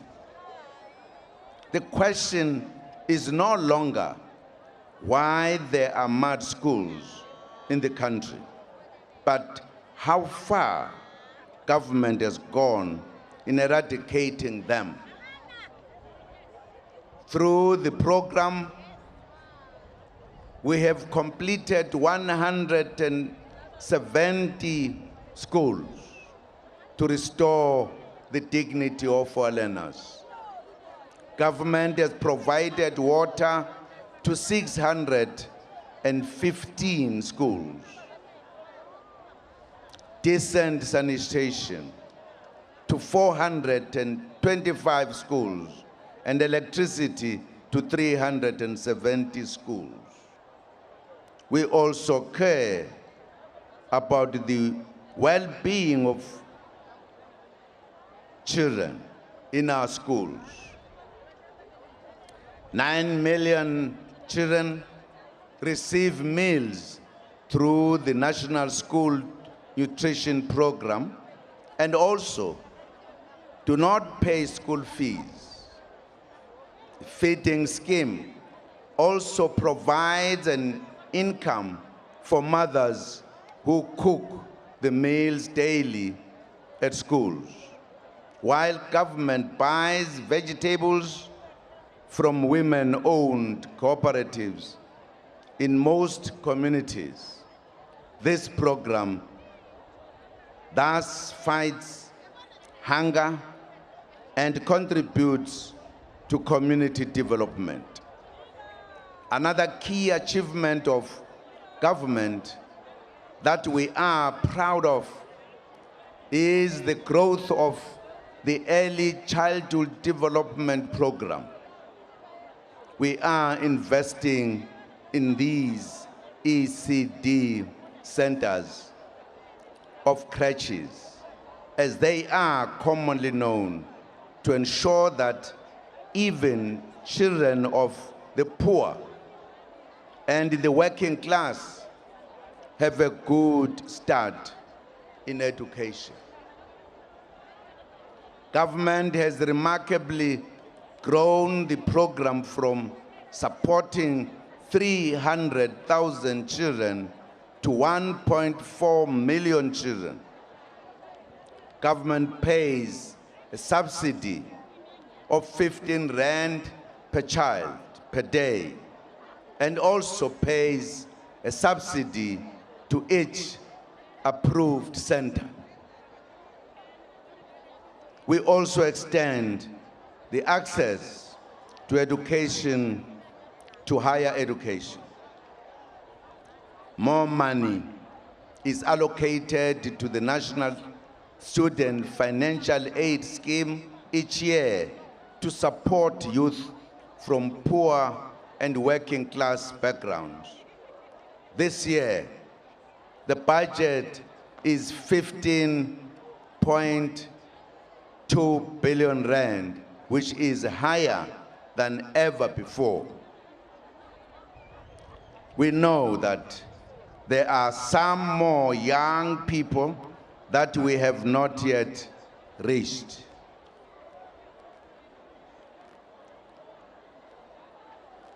I appointed the Heha Judicial Commission of Inquiry to look at the funding models and look forward to the report of the Commission in June this year. Compatriots, we are proud of the progress we have made in extending social security assistance to our people in line with the Constitution. Government pays social grants to almost 17 million social grants recipients, which is a huge achievement in fighting poverty. The Child Support Grant and Older Persons Grant are the two largest social grant programs, with 12 million children and 1.2 million older persons benefiting from the social grant. To provide further assistance, government is seeking to amend the Social Assistance Act to, amongst other things, enable government to provide funeral benefits to the elderly and savings vehicles for caregivers of children. Let me take this opportunity to once again assure all who receive social grants that they will receive their money at the end of the month.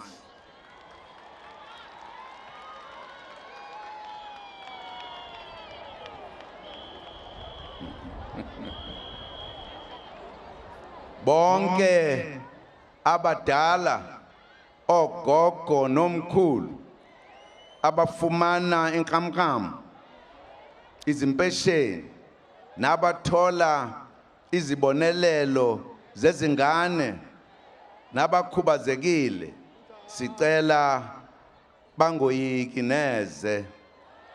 Bazokuyifumana imali yabo ekupheleni kwenyanga.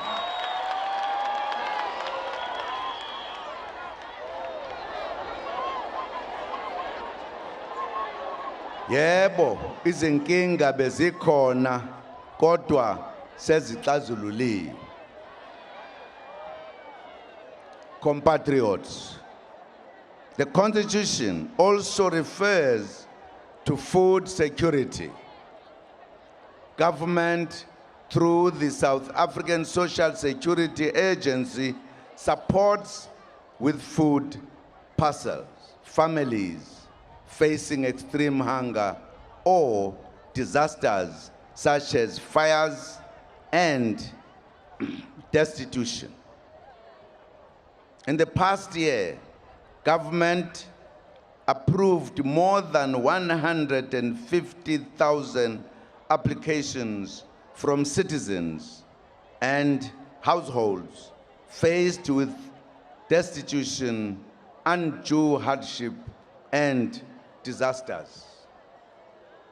The expanded public works program also provides job opportunities to many families to put hunger at bay.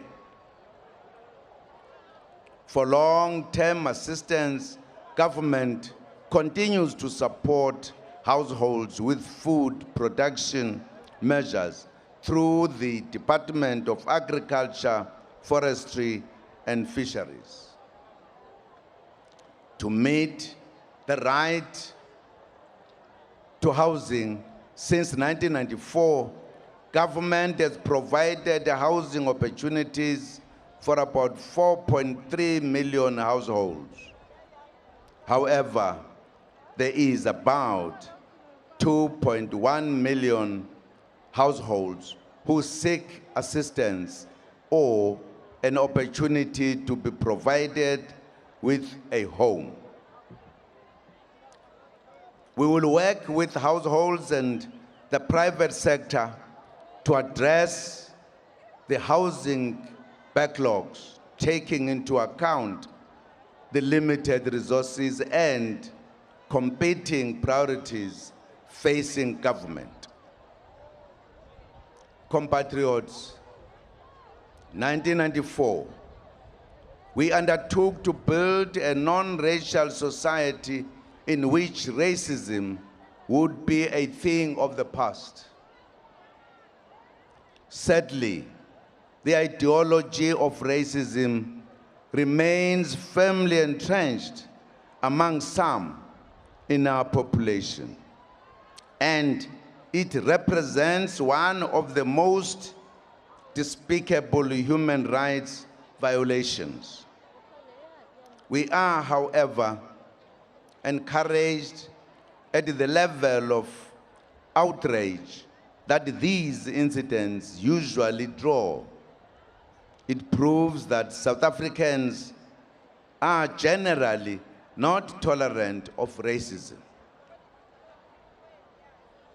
In this fight against racism, government, through the Department of Justice, is finalizing the National Action Plan against racism and related intolerances.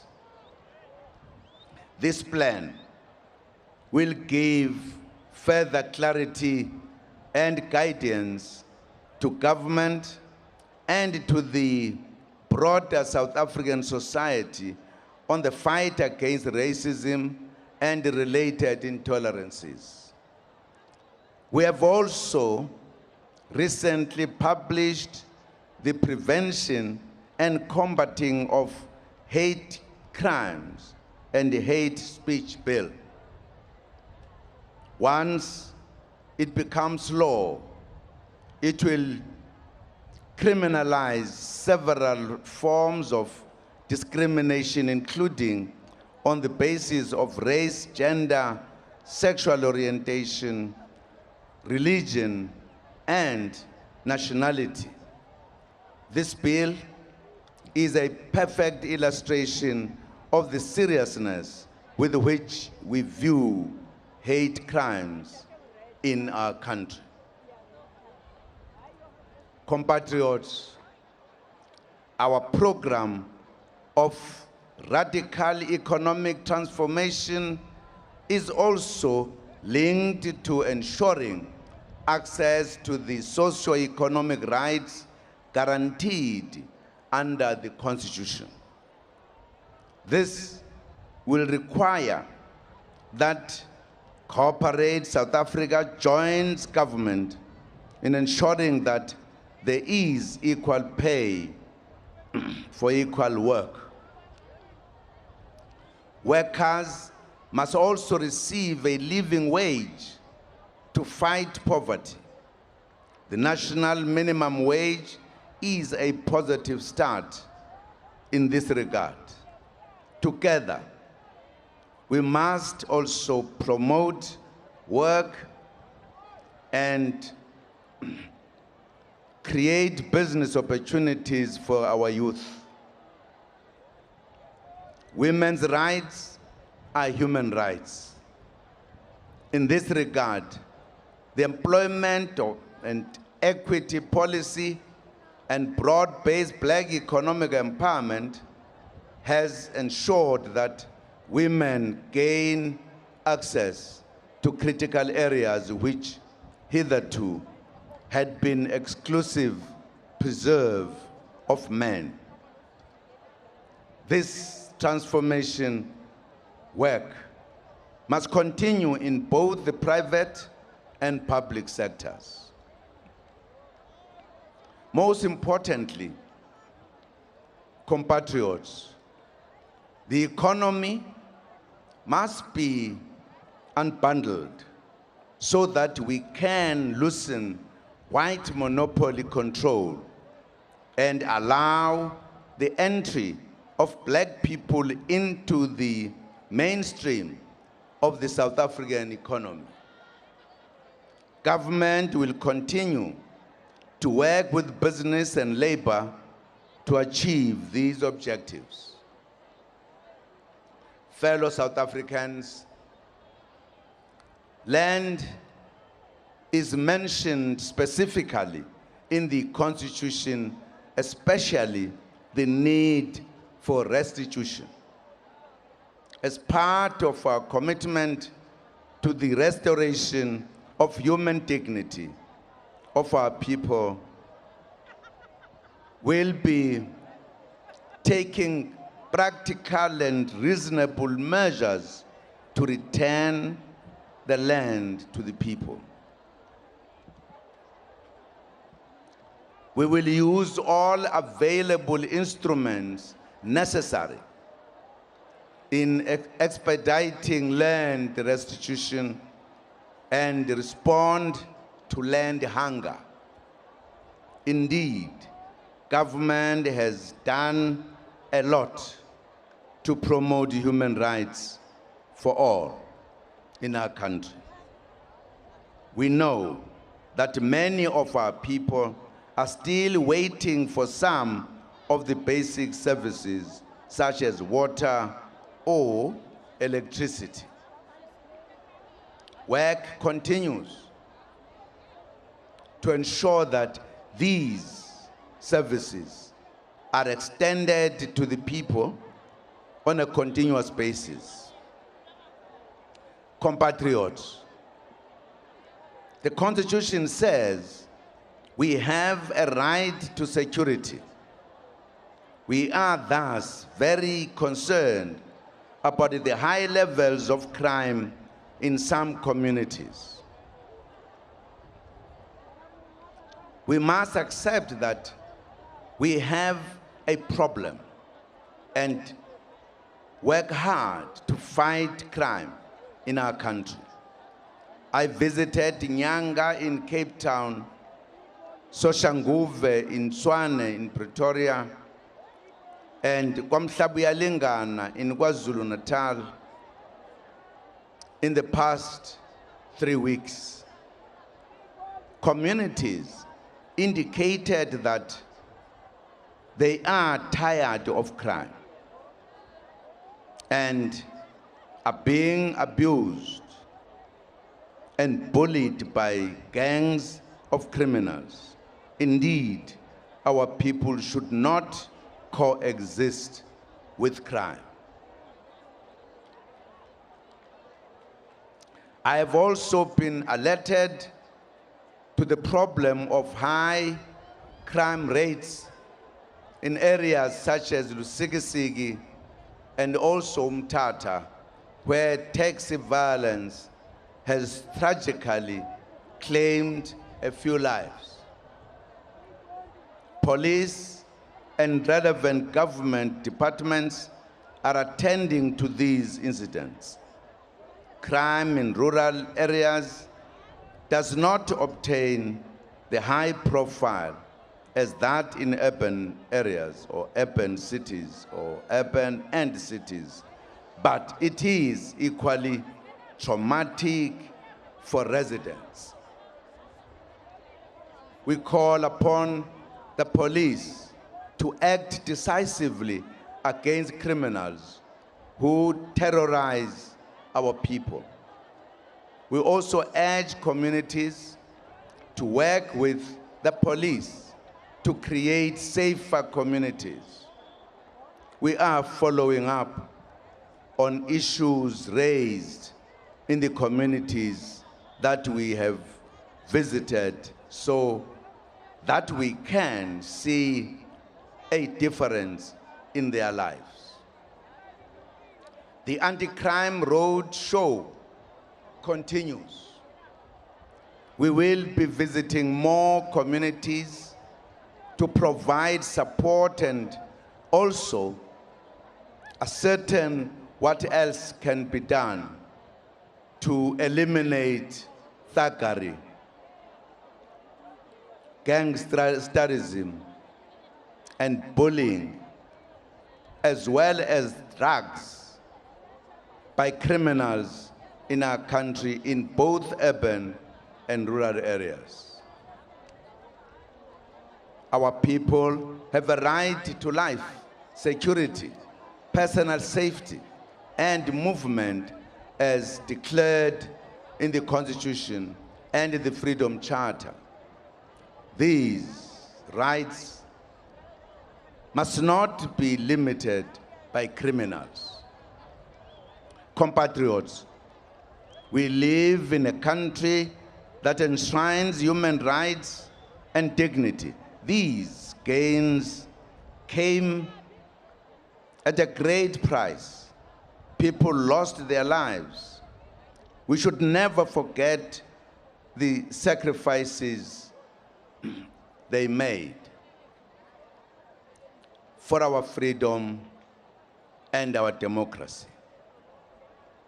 In the memory of those who laid down their lives for this country, we must continue to build a South Africa that will enshrine the human rights of all,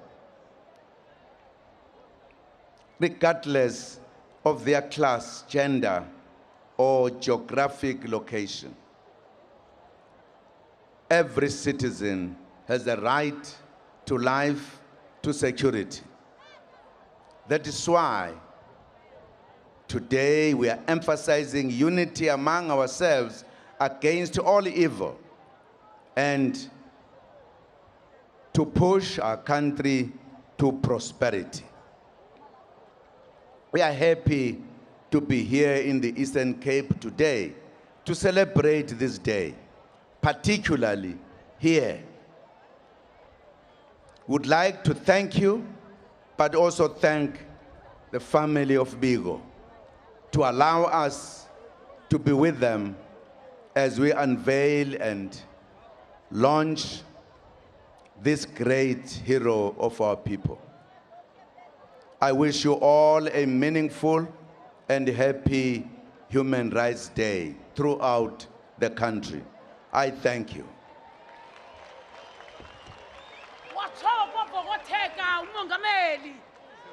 Masamkeleni lentetha kamongameli ngezandla. Chokwavokoteka mongameli, now we know why you are here.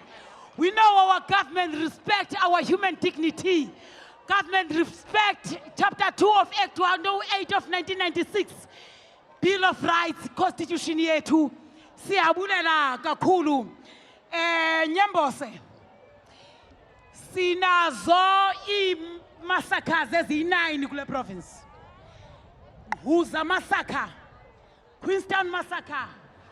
And with that speech marked the end of Human Rights Day celebrations. A few things standing out for me from the President's speech, saying that already they have donated 15.2 billion rand towards NSFAS, trying to improve the situation, higher education. Saying also between the rural communities, the feeding schemes have increased, trying to make sure that kids that come from impoverished backgrounds have enough food at the schools. Also saying that they're going to try and improve the housing backlog, saying that there's a huge list of people without houses, and they want to try and improve that as well. What are some of the things for you that stood out from his speech? Well, one has to say that the feeding scheme from government has been a successful program, as well as the social development, the social grants that that government has been issuing. And when the president reassured community members here at the stadium that on the 1st of April social grants will be paid, they ululated and they celebrated to get that assurance from President Jacob Zuma. But obviously the issue around land, which is a common theme throughout President Jacob Zuma's speeches, land and radical economic transformation. But quite disappointingly, though, is that this time around you didn't have the president speak about land expropriation without compensation, which are things that he has mentioned before. And it'll be quite interesting to see how that unfolds at the ANC's policy conference in June and July. Even in terms of economic emancipation, I think there was not a directive as to how they're going to do it. Are they going to try and increase more jobs? Are they going to try and increase more skills development courses within FETs? So even that was just pretty much a whitewash, I would say, not really giving an emphasis on how exactly they're going to try and improve the economy, especially among the black people as well. Well, and the president also spoke about, of course, Steve Biko, who's also someone that we are commemorating. We're commemorating his life as well. 40 years ago, he was buried here in this town, and his funeral service was taking place here. And the president saying that it was a heart-wrenching moment when that funeral was taking place here. But he also emphasized that, like Steve Biko, we need liberated minds to ensure that there is economic freedom. Yeah, he spoke about the fact that Steve Biko was a thinker, a man who criticized systems in order to bring about transformation, and saying that we need the candidates now. We're going to challenge the status quo in order to bring about true transformation in our country as well. Well, we'll come to an end of today's program. But first of all, just for the benefit of our viewers, probably on SABC 2, hasn't been watching all the coverage that we've been giving on Channel 404, is that we've been having coverage in Langa. Remember that the Langa shooting that took place, as well as the Sharpeville massacre that took place about more than 60 years ago. Yeah, we had no more way to there, speaking to the PAC, speaking about the various issues they face there, and saying that there are also a lot of issues in terms of youth development and budgets in the area as well. So it's been a really broad program. Speaking about Sharpeville, we actually, while we commemorate this day where it started, speaking about also the issues in Langa, and also coming back here to the grounds where Steve Biko was buried 40 years ago. Well, ladies and gentlemen, that brings us to the end of today's official program that has been taking place here at Kings Williamstown. And Lerato, to you, happy Human Rights Day. Happy Human Rights Day to you. And that's a wrap from the Eastern Cape. Goodbye.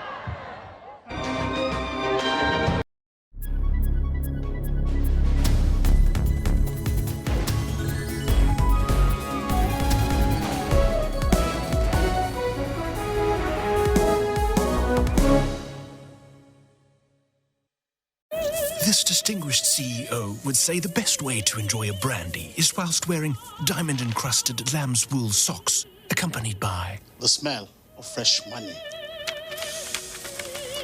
Woo!